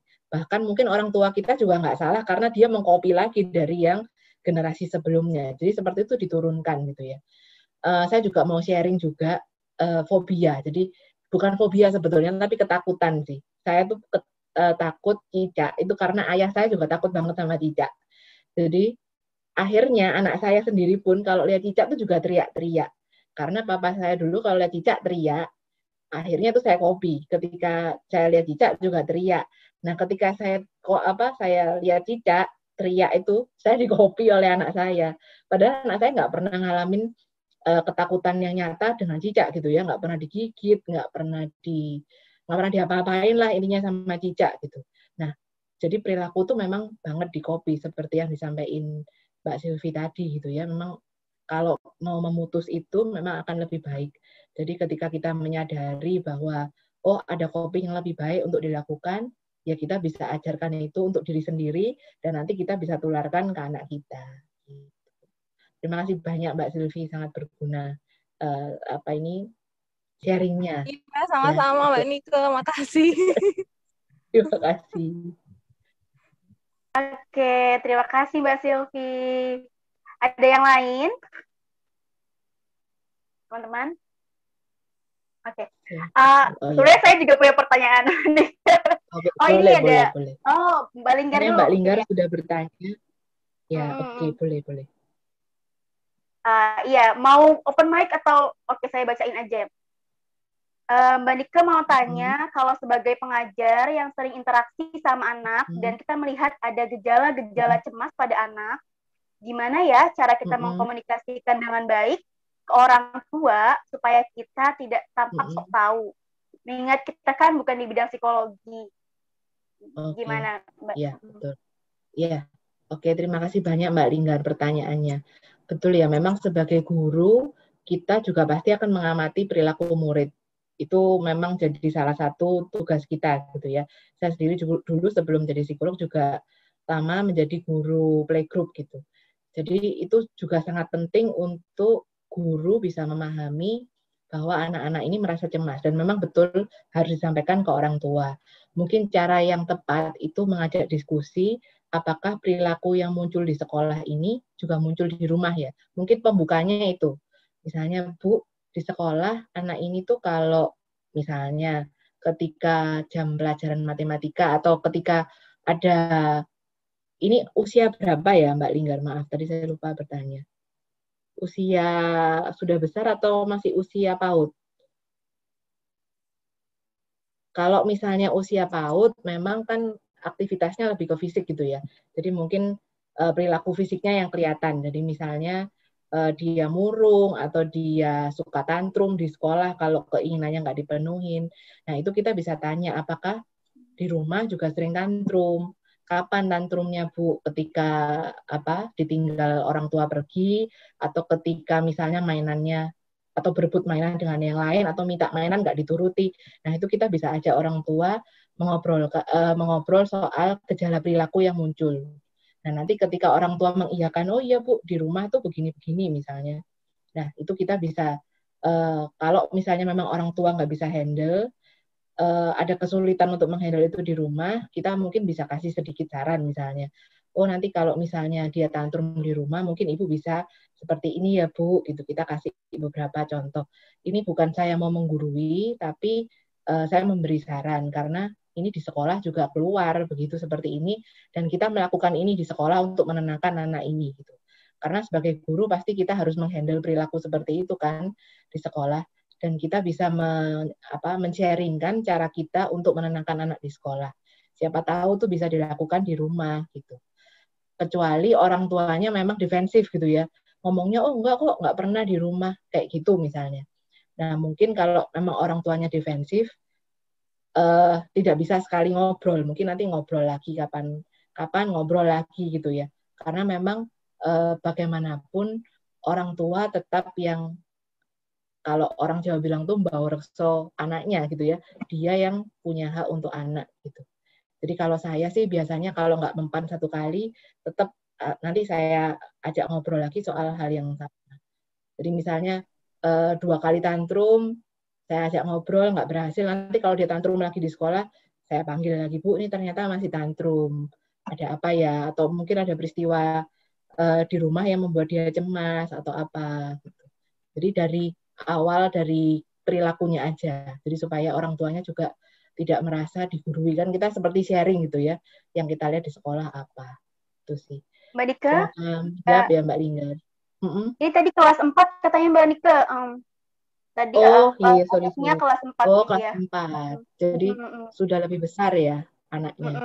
Nah, kalau sudah lebih besar mungkin yang Mbak Linggar lihat apa di anak ini. Jadi misalnya gejala perilakunya atau mungkin murungnya yang tadinya nggak lebih ceria, sekarang jadi lebih murung gitu ya. Nggak apa-apa disampaikan aja. Jadi buka komunikasi secara personal sama orang tuanya. Gitu dari apa yang kita amati. Jadi kita nggak menjudge gitu ya, nggak menjudge anak ini, tapi lebih bertanya, lebih menyampaikan, mau melaporkan kondisi anak, kayak gitu ngomongnya. Jadi supaya orang tuanya nggak defensif duluan di awal. Gitu sih kalau dari saya, Mbak Linggar.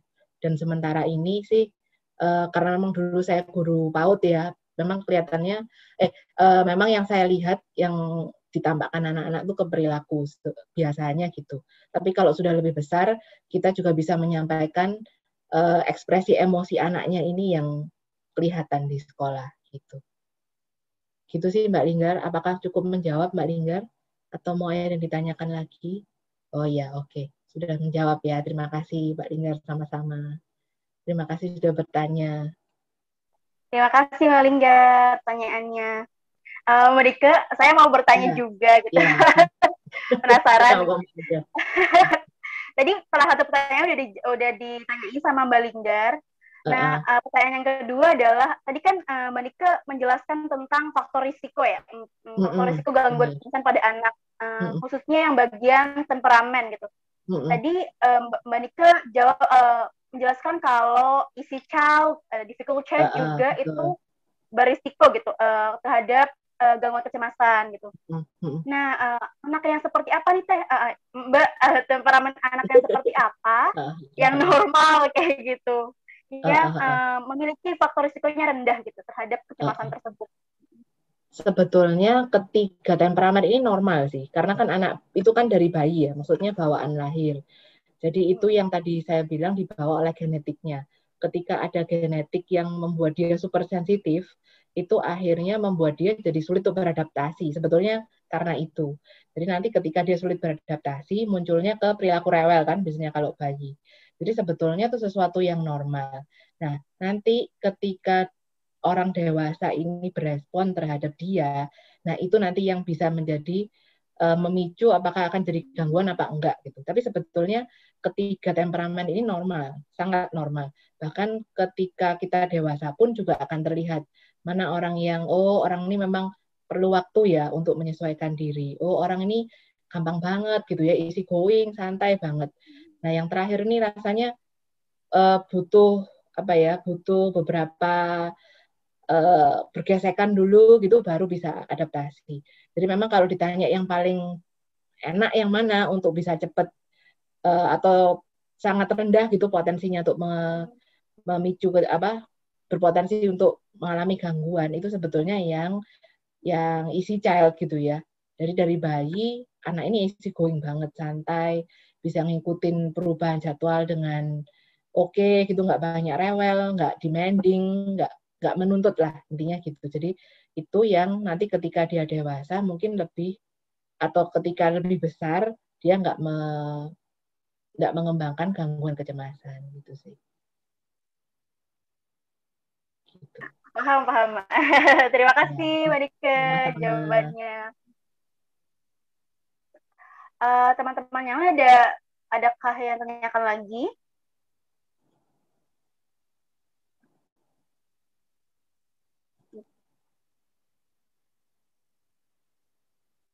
Oke. Ada yang mau bertanya lagi mungkin? Atau ada yang mau bercerita gitu, yang mengalami, boleh, Mbak Stefani, silahkan. Oh iya, selamat malam, Mbak. Ya, kebenaran saya seorang pengajar. Pertanyaan saya sebenarnya melanjuti pertanyaan dari Mbak Linggar. Memang saya mengajar itu di jenjang SMA. Memang saya memiliki seorang siswa itu yang setelah saya track record ke belakang dari sejak dia SD itu memang dia punya gejala kecemasan.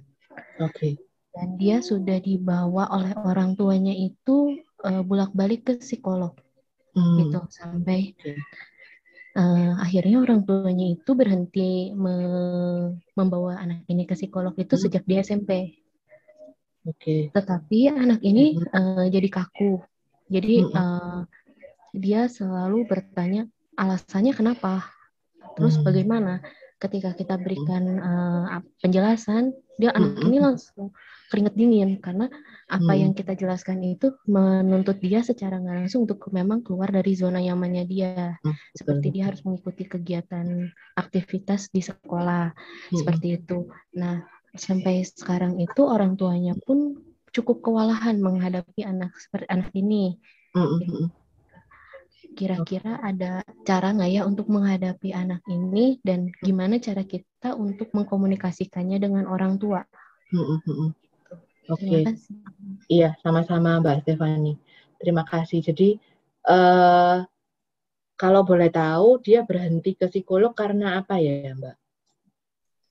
Ketika karena menurut orang tuanya tidak ada perubahan. Setelah dia pindah-pindah ke psikolog manapun, anaknya tidak ada perubahan. Makanya diberhentikan ke psikolognya. Oke. Jadi nggak ada perubahan perilakunya di anak sama sekali ya? Nggak ada kata. Menurut orang tuanya sih nggak ada. Ya. Kalau misalnya Mbak Stefani guru kelas atau BK? Kalau boleh tahu. BK ya? Berarti kalau BK boleh untuk konseling ya sama anaknya ya. Kalau wali kelas kan memang lebih disarankan ke BK gitu biasanya. Kalau misalnya BK berarti kan boleh konseling. Mungkin kalau saya itu menjalin bonding dulu sama anak ini. Jadi supaya dia trust sama kita dan mau cerita. Jadi biasanya kalau anak yang intens banget kecemasannya, memang akhirnya jadi bertanya-tanya. Yang tadi saya bilang dia suka bertanya karena dia butuh reassurance, butuh diyakinkan bahwa ini tuh nggak membahayakan aku, ini nggak membuat aku tuh lepas kontrol gitu. Biasanya orang-orang yang cemas itu kontrolnya sangat ketat, biasanya begitu. Jadi supaya dia bisa santai, bisa loose, itu memang dia perlu trust ke kita. Nah, kelihatannya kalau sudah dibawa ke psikolog berkali-kali, ini asumsi saya ya Mbak Stefani.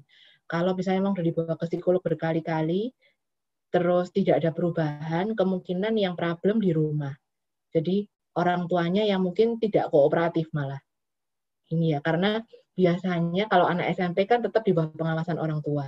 Jadi mungkin seolah-olah ketika dibawa ke psikolog, ini bukan menjudge ya Mbak, ini asumsi saya.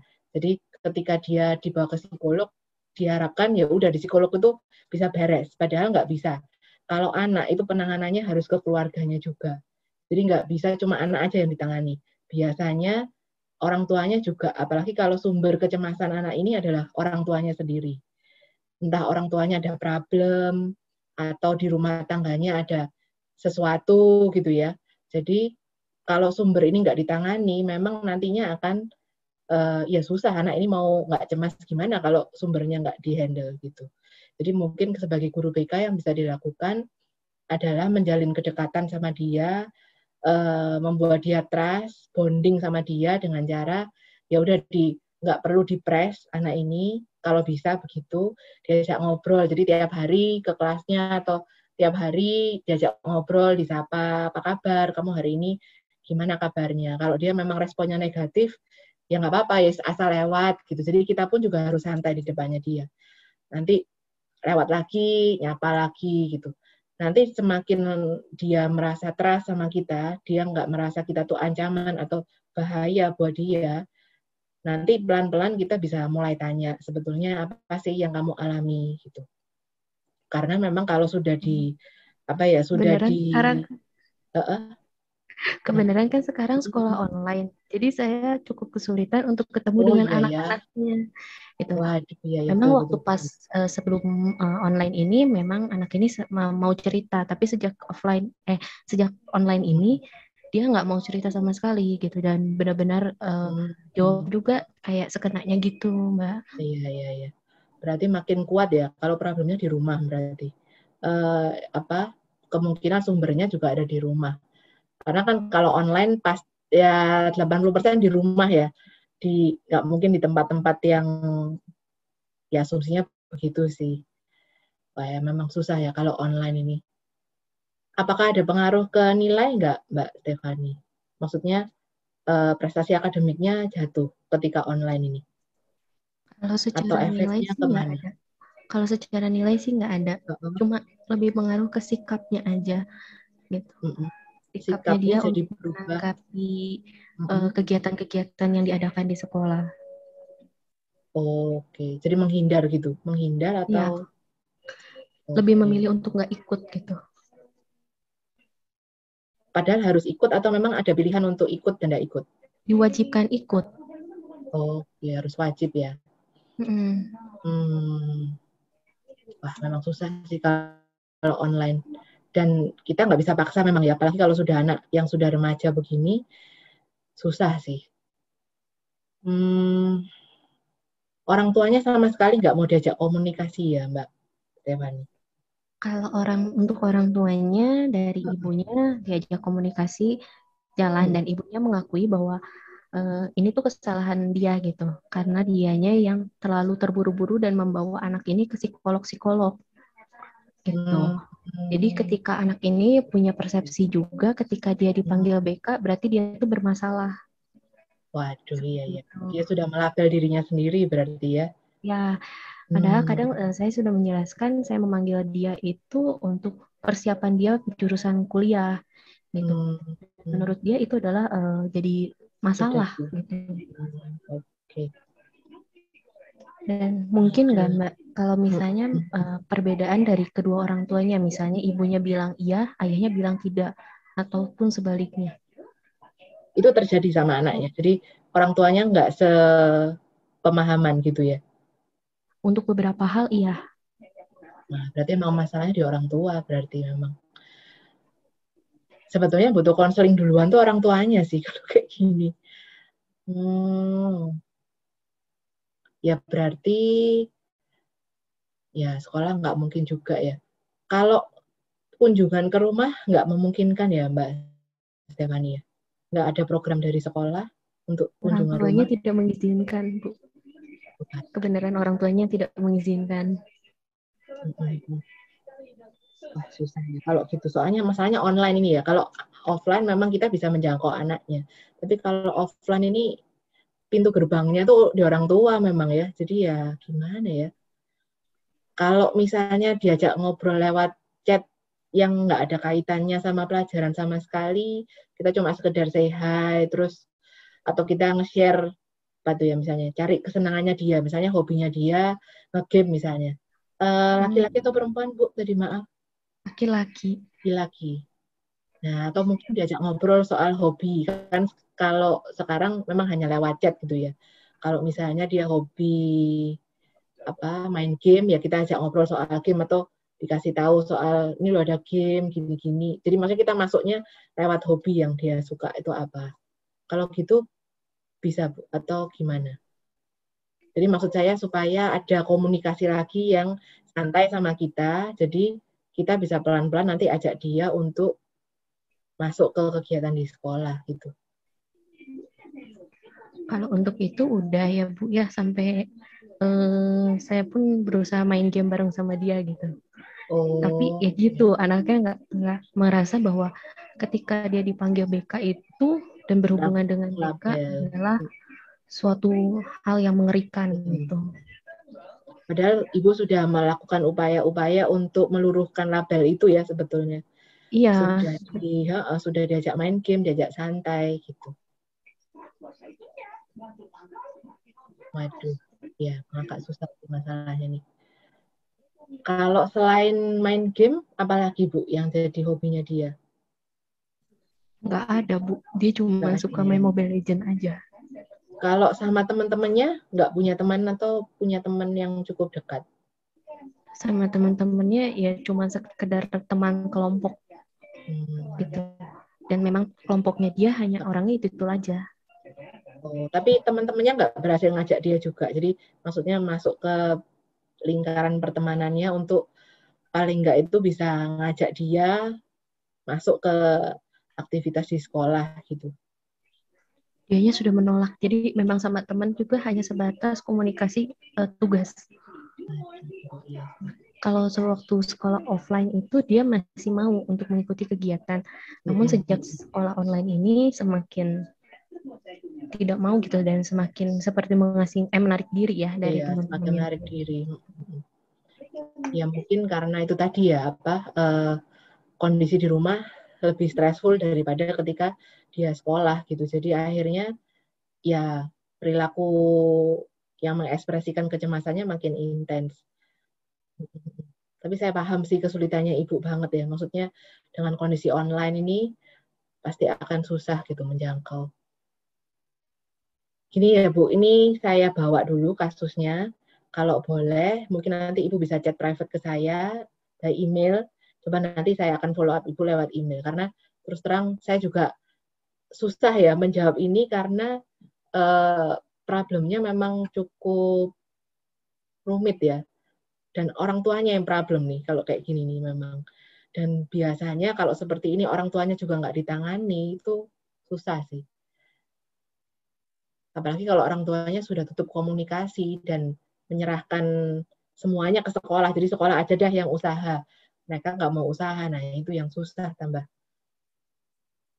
Apalagi zaman online ya. Gitu aja ya Bu Stefani ya.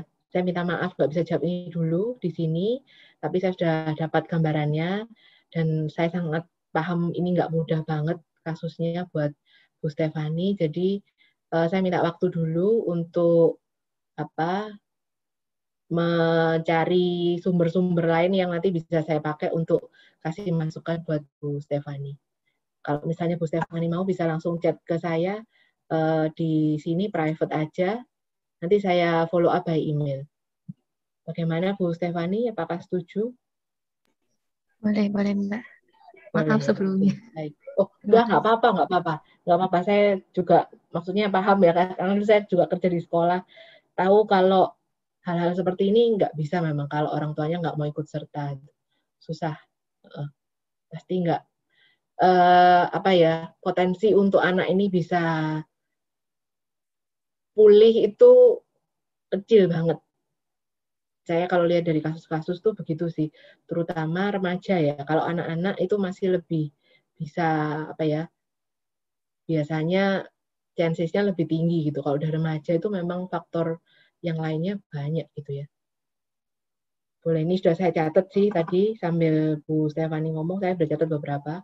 Nanti ini akan saya jadiin masukan juga. Oke, terima kasih ya Bu Stefani pertanyaannya. Malah saya yang minta maaf, nggak bisa jawab sekarang, saya nggak bisa ide apa yang harus dilakuin ya. Nanti saya cari buka-buka buku lagi.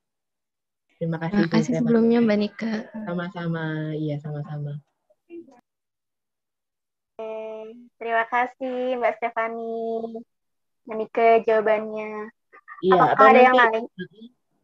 Gimana?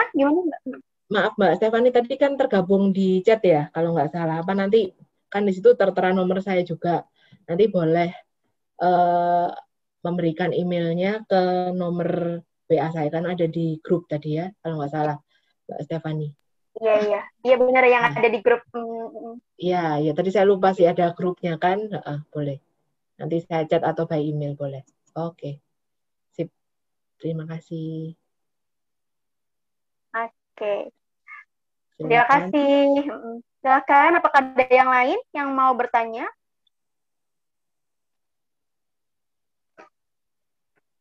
Masih ada waktu. 12 menit lagi.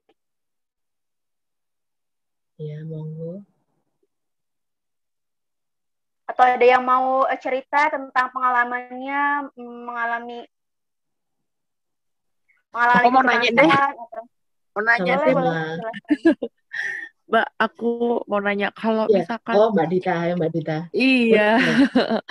Aku mau nanya, siapa tahu juga bermanfaat buat yang lain, juga buat aku ini belajar. Kalau anak suka ngompol gitu, itu termasuk salah satu ciri-ciri cemas juga nggak sih Mbak? Meskipun maksudnya udah usia yang seharusnya nggak ngompol gitu maksudnya. Kalau misalnya dia sudah pernah mengalami, usia berapa sih Mbak anaknya? Maksudnya yang Mbak ditanyakan usia berapa? Iya, maksudnya dari kecil sampai SMP gitu. Itu masih suka ngompol gitu. Jadi itu tuh juga salah satu bagian ciri-ciri dia cemas atau enggak ya Mbak? Karena udah dibawa ke dokter mana-mana tuh juga udah dikasih obat kayak gitu tuh tetap aja gitu. Itu karena apa? Apakah juga salah satu karena psikis? Ya entah cemas karena psikis atau karena fisik ya Mbak? Atau karena dua-duanya? Kalau sudah dibawa ke dokter dan dokter bilang memang nggak ada gangguan fisik nggak ada gangguan medis gitu ya di fisiknya, berarti ya kemungkinan besar memang psikis. Dan memang betul bisa sih kalau misalnya memang dia itu terpola ya. Jadi misalnya ngompolnya itu kalau dia mengalami peristiwa tertentu gitu misalnya, yang ada triggernya gitu, ya kemungkinan 80% memang psikologis gitu penyebabnya. Tapi kalau memang munculnya random, kemungkinan besar ya bisa jadi ya ada problem psikologis, bisa juga karena fisik gitu ya. Kalau misalnya memang dia tidak intens ngompolnya, ada waktu-waktu tertentu, mungkin yang bisa dilakukan dikelola dulu mungkin ya perilakunya. Jadi misalnya sebelum tidur diingatkan untuk pipis dulu. Nanti setelah 3 jam atau 4 jam setelah tidur, jadi misalnya dia tidur jam 10 gitu ya. Nah terpaksa nih orang tuanya agak berkorban atau siapapun yang mau bangunin dia untuk ikut pipis gitu misalnya. Gitu. Jadi supaya paling enggak kontrolnya terhadap kontrol bladder atau kontrol kandung kemihnya itu bisa lebih terkendali gitu ya. Laki-laki atau perempuan ya Mbak Dita? Laki-laki Mbak Nike. Laki-laki ya. Kalau laki-laki ya nggak apa-apa sih, maksudnya nggak ada ininya sih. Ya nggak apa-apa, dicoba gitu aja dulu Mbak. Kalau misalnya memang kita bisa amati atau bisa tanyakan ke dia, misalnya ada pola-polanya gitu ya. Jadi kayak misalnya malam ini enggak, besok 2 hari begitu, nanti enggak lagi, nanti gitu lagi. Nah itu kan kemungkinan ada polanya. Mungkin kita bisa tanya sebetulnya ada kejadian apa sih paginya atau ketika beraktivitas dalam keseharian dia ada problem enggak? Atau mungkin ada perasaan-perasaan yang tertahan, nggak bisa diekspresikan keluar, apa begitu ya. Jadi akhirnya itu terpengaruh ke proses kendali di kandung kemihnya dan akhirnya keluarnya dengan cara ngompol itu tadi mungkin. Itu bisa sih, bisa jadi tanda kalau gangguan kecemasan juga bisa. Jadi mungkin yang bisa dilakukan orang-orang di sekitarnya yaitu rutin bangun, jadi tiap 4 jam, atau nanti kalau sudah dilakukan perilaku seperti itu dan dia sudah aman 1 minggu nggak ngompol gitu, ya mungkin diperlama. Jadi mungkin dia tidur jam 10, kalau tadi dibangunin jam 2, nanti dibangunin sekitar jam 4 gitu. Atau ketika ada anggota keluarga yang pipis, dia ikut dibangunin untuk ayo ikut pipis. Dan sebelum tidur, 1 jam sebelum tidur upayakan tidak minum apapun yang memicu atau jadi diuretik gitu ya, kayak teh, kopi itu dihindarin dulu. Jadi minuman kemasan kayak good day, bukan iklan loh ya ini maksudnya, kayak teh kotak gitu tuh jangan diminum dulu. Jadi betul-betul air aja dan itu dibatasi. Paling enggak 1 jam sebelum tidur puasa nggak minum dulu. Atau kalau anaknya nggak kuat ya setengah jam lah sebelum tidur. Tapi nanti ya itu tadi ada waktu-waktu tertentu yang dia dibangunkan dengan sengaja untuk ke belakang untuk pipis. Gitu sih Mbak Dita kalau dari saya. Iya Mbak, makasih. Ya, sama-sama. Mbak, mau nanya lagi deh satu. Ya, boleh. Masih ada waktu. Oh iya. Kalau misalkan Mbak punya anak, Mbak kalau umur 16 tahun itu masih anak-anak kan Mbak atau udah dewasa? Udah remaja. Atau Belum. Kalau dewasa belum. Remaja ya, remaja awal. Itu kayak gini Mbak, kalau kita tuh udah sering ngajarin cara berkomunikasi yang baik, tapi tetap aja kayak miskom terus gitu, kayak susah banget diajak komunikasi, kayak gitu gimana sih ya Mbak caranya ngajarin? Kadang kan orang tua itu kadang jadi emosi gitu. Ini nggak apa-apa ya, aku curhat masalah anak umur 16 tahun. Nggak apa-apa, boleh. Iya. Jadi kan anakku tuh umur 16 tahun, cowok ya.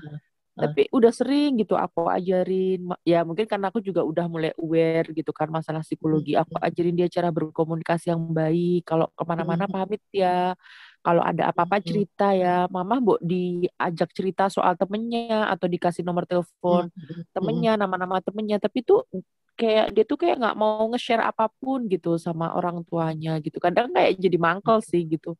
Gimana ya sih Mbak caranya membuat anak itu bisa kayak terbuka, setidaknya meskipun nggak banyak kelas sedikit-sedikit bertahap, tapi kok tetap aja gitu. Kayak kemarin dia pergi dari rumah nggak pamit, gitu kan bikin jadi khawatir saya gitu. Jadi ketika kemudian saya terstimulus ya untuk marah, untuk emosi, dan akhirnya pun saya juga kena kayak feeling guilty gitu kan. Jadi ngapain sih ya aku marah gini ya, namanya juga anak-anak belum bisa komunikasi. Tapi saya merasa sebagai orang tua ya itu udah berusaha secara soft mengajarkan cara berkomunikasi yang baik, minimal yang penting-penting deh gitu loh. Kok nggak bisa-bisa gitu, gimana ya Mbak ngatasinya? Iya sih. Gini Mbak Dita, kalau saya sih mungkin jalin bonding dulu ya sama anaknya. Sama tadi kayak yang saya sarankan ke Mbak Stefani, kalau anak laki-laki itu memang ketika usia-usia sudah ya menjelang remaja akhir gitu ya, kan 16 tuh sudah menjelang remaja akhir. Jadi remaja akhir tuh sekitar 18 sampai 19. Itu memang seperti punya prinsip private life-ku tuh ini gitu ya. Jadi seperti membangun tembok yang nggak kelihatan sama orang tuanya, biasanya begitu. Karena kan orang tua itu sebetulnya figur otoritas. Nah, anak laki-laki itu memang lebih cepat mengembangkan itu daripada anak perempuan biasanya. Tentang masalah privacy, otoritas, aku nurut atau enggak, itu tuh buat dia masalah ego.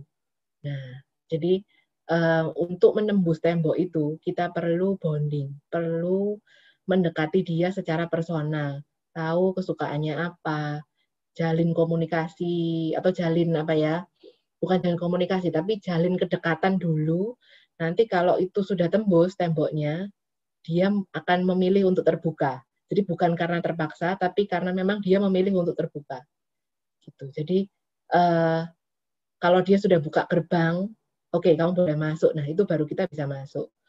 Jadi memang langkah pertama itu bangun relasi dulu dengan anaknya. Nah, caranya gimana? Mungkin bisa pakai teorinya Gottman itu ya, love language. Jadi bahasa cinta itu ya. Bahasa cinta itu kan ada beberapa.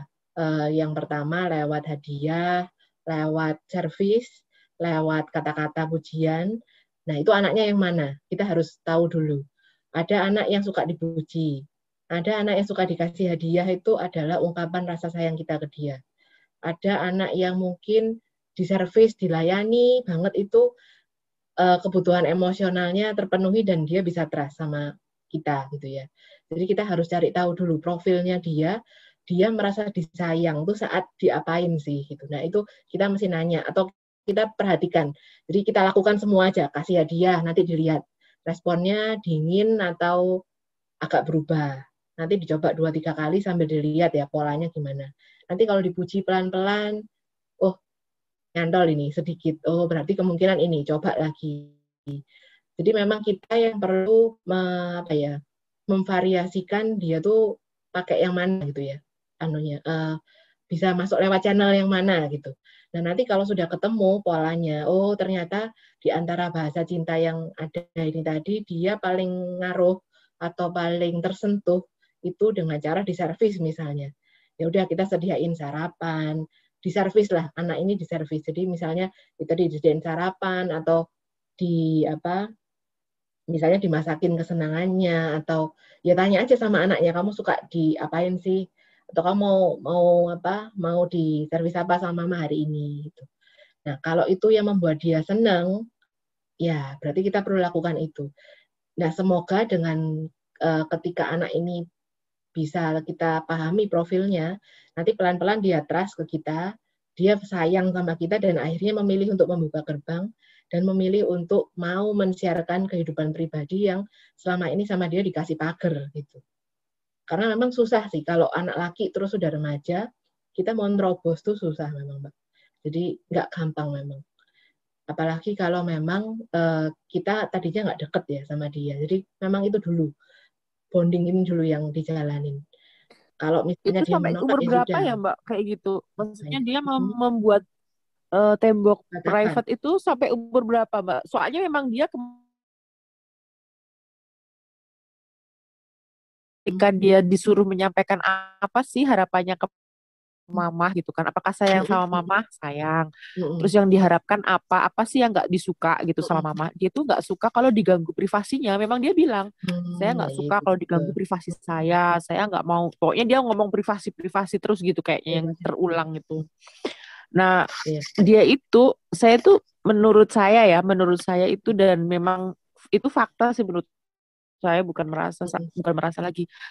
Kayaknya aku tuh udah melakukan semuanya sih. Mungkin karena kita jarak dan waktu ya. Aku udah sering ngasih dia hadiah, beliin. Bahkan aku tergolong sebagai orang tua tuh mungkin terlalu royal ya kalau sama anak menurut saya. Terus kalau ada waktu namanya makan bareng, nonton film bareng, itu udah sering banget. Pokoknya bukti foto-foto itu udah banyak lah kalau aku tuh selalu berusaha quality time, bahkan mengafirmasi, memotivasi dengan kata-kata afirmasi positif gitu. Tapi tetap aja jawabannya tuh kalau diajak ngomong tuh nyebelin banget gitu loh, Mbak. Kayak iya, enggak tahu, cuman itu aja. Jadi gemes sih. Terus yang jadi masalah tuh mungkin aku kemarin terlanjur marah-marah kali ya, sehingga membuat dia kayaknya ya udahlah, kalau mama marah aku nggak balik lagi gitu kan. Terus jadi ikut neneknya lagi kan. Nah, maksudku tuh itu. Jadi boleh nggak sih kayak orang tua itu marah, atau emang bener-bener nggak boleh? Terus yang kedua, meskipun sebenarnya saya feeling guilty ya karena udah terlanjur malah karena nggak bisa ngempet gitu ya. Itu satu. Terus bukankah wajar ya kalau orang tua itu seperti mempraktekkan reward and punishment tuh, bukannya wajar ya ketika mungkin anak tuh udah mulai keras hatinya gitu loh, Mbak, maksudnya. Udah dibilangin dengan cara soft sampai naik ke soft yang tidak terlalu soft, sampai yang akhirnya tuh mungkin kita harus tegas gitu. Karena anak udah mulai transaksional nih. Jadi kalau aku mau begini, kalau aku begini, itu kan udah mulai transaksional banget ya. Betul. Terus kayak minta di privasinya dijaga, tapi dia juga nggak bisa menghormati kita gitu kan. Ya itu kan emosi, dan akhirnya jujur saya akhirnya mempraktekkan reward and punishment gitu loh. Apakah itu juga salah ya, Mbak? Kadang tuh gimana ya, sebenarnya aku nggak tega, tapi kalau diterus-terusin anak ini dibebaskan kan juga nggak bagus gitu loh, Mbak, maksudku. Oke, kalau yang pertama tadi tentang marah, maksudnya akhirnya Mbak Dita merasa bersalah karena marah gitu ya. Sebetulnya begini, anak umur 16 tahun, laki-laki terutama, membangun tembok itu sebetulnya sesuatu yang cukup wajar. Cukup ya, karena nggak semua anak begitu memang. Karena mungkin aja anaknya Mbak Dita punya temperamen yang tadi tuh, entah dia sulit atau mungkin aja yang slow to warm up. Jadi dia nggak mudah beradaptasi dengan situasi yang baru mungkin ya. Jadi dia perlu waktu untuk percaya gitu. Dan waktu Mbak Dita marah itu memang mungkin melukai harga dirinya tadi itu, melukai egonya. Jadi mungkin pintu yang sudah 20% terbuka tuh bisa mengecil jadi 10% lagi gitu ya. Tapi saya pikir bukan artinya kita nggak boleh marah, Mbak. Tapi ketika kita marah, itu kita ungkapkan dengan cara yang dia bisa terima. Jadi gini, misalnya kita bilang, Mama marah kalau kamu kayak gini, karena kayak gini-gini. Jadi sebelum kita mengungkapkan atau bicara sama anak, kita harus tenang dulu. Jadi supaya anak ini akhirnya melihat bahwa kemarahan orang tuanya ini diekspresikan dengan cara yang membuat dia secara egonya ini tadi nggak tersentuh gitu ya. Jadi nggak melukai egonya dia gitu. Jadi nggak apa-apa, bilang aja, Mama ini marah banget sebetulnya sama kamu. Tapi ya karena Mama menghargai kamu sebagai anak remaja dan kamu memang minta privasi. Oke, Mama mau mau menyampaikan kemarahan ini dengan cara yang tidak menyakitkan buat kamu. Tapi Mama marah ini. Betul, jujur Mama marah. Dan ketika kita ngomong marah, ya betul-betul ekspresi wajah kita harus serius. Jadi memang konsisten gitu ya antara ekspresi dengan apa yang kita ungkapkan. Biar dia tahu bahwa intensitas perasaan kita ini tinggi nih sekarang. Tapi kita jangan berteriak, jangan terus misalnya banting barang. Jadi kita betul-betul mengajak dia seperti kita juga mengungkapkan kemarahan kita sama orang dewasa lainnya. Jadi supaya dia paham kalau dia dihargai, dia dijaga egonya sama kita sebagai orang tua. Gitu sih. Jadi bukan berarti nggak boleh marah ya, Mbak. Apalagi kalau memang dia misalnya pergi tanpa izin, itu kan sebetulnya masalah keamanan kan, dan wajar kalau kita tuh marah dan cemas, karena siapa yang nggak takut dengan kondisi seperti ini. Terus anak ini masih 16 tahun, belum punya KTP yang kebanyakan belum punya identitas yang jelas, dan dia terus kemana-mana tanpa ngomong sama kita. Itu harus marah memang, harus kita ungkapkan bahwa kita keberatan banget dengan perilaku seperti ini nggak bisa diterima. Tapi cara kita mengekspresikan itu yang mungkin perlu perlu dikelola lebih oke gitu ya, supaya dia nggak terluka. Itu yang pertama. Jadi nggak apa-apa, marah itu wajar, dan semua, apalagi stimulasi peristiwa ini memang kalau nggak marah justru aneh gitu kan. Jadi sangat benar kelola cara pakai ekspresiannya. Kemudian yang kedua itu reward dan punishment. Nah, kalau sudah dewasa, bukan dewasa ya, sudah umur segitu, memang reward dan punishment ini sulit dijalankan kalau ini bukan pembiasaan dari kecil. Kalau memang itu biasa dilakukan sama Mbak Dita dari dia kecil, nggak apa-apa. Pasti nggak akan ada perasaan marah atau menentang. Tapi kalau belum dibiasakan itu, berarti caranya mungkin bisa bertanya. Ketika kita, jadi misalnya harus deal gitu ya. Oke, kalau misalnya kamu nggak mau diginikan, kamu maunya diapain? Tapi kasih kesempatan mama untuk mengungkapkan keberatan, karena tetap mama orang tua dan mama yang bertanggung jawab atas kamu. Kalau ada apa-apa di kamu, itu pasti orang tua ini akan dipanggil. Kalau ada apa-apa sama kamu, pasti mama juga dipanggil polisi, pasti kan. Kalau dia kecelakaan atau mengalami kejadian kriminal misalnya, amit-amit, tapi ketika itu terjadi lagi, itu akan mengakibatkan kerusuhan nggak cuma di kamu, tapi keluarga ikut kena gitu. Jadi kamu sekarang maunya apa? Nah, kita diskusi di situ. Oke, aku maunya dibeginikan misalnya. Kalau misalnya kamu mengingkari idemu sendiri ini tadi, apa konsekuensi yang kamu mau? Tapi konsekuensi ini harus dipatuhi loh ya. Kalau nggak dipatuhi, nanti akan ada konsekuensi lain yang terpaksa harus mama terapkan. Jadi kita seperti tarik ulur, seperti nego gitu ya sama anak ini. Karena kan tadi Mbak Dita bilang dia mau diajak ke psikolog, mau ngobrol.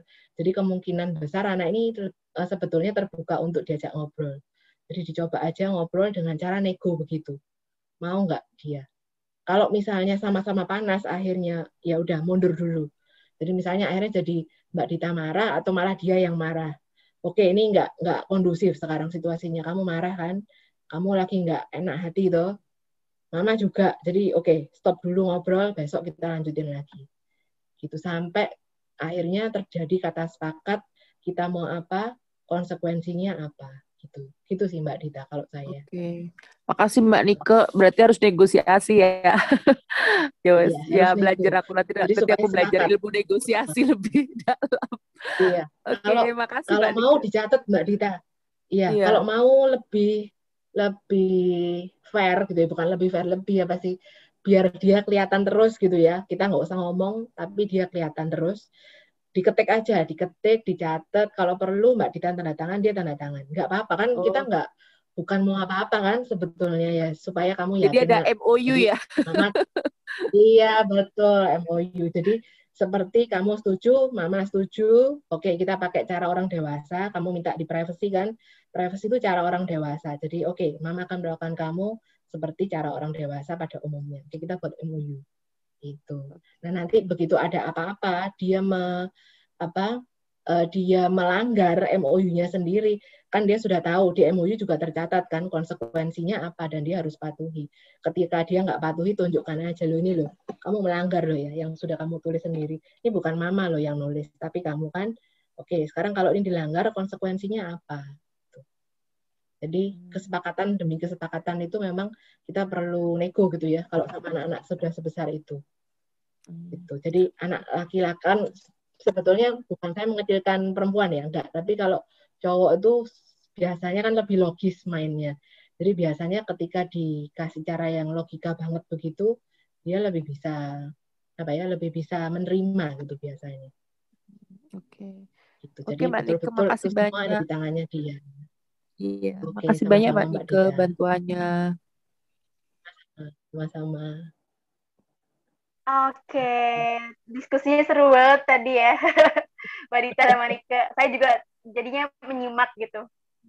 Oke, karena waktunya sudah jam 9 lewat, izin ke saya menyimpulkan dulu tadi bahwa kalau kecemasan itu normal, itu wajar, itu sebagai reaksi dari coping mechanism. Nah, kapan sih kecemasan itu menjadi gangguan psikologis ketika sudah mengganggu kehidupan sehari-hari? Kayak overthinking, dan kecemasan berlebih, kayak gitu. Nah, karena ini bahasannya adalah topik kecemasan pada anak, karena anak itu fungsi kognitifnya belum sempurna, maka kita sebagai orang dewasa harus membantu nih mengenali kecemasan tersebut gitu.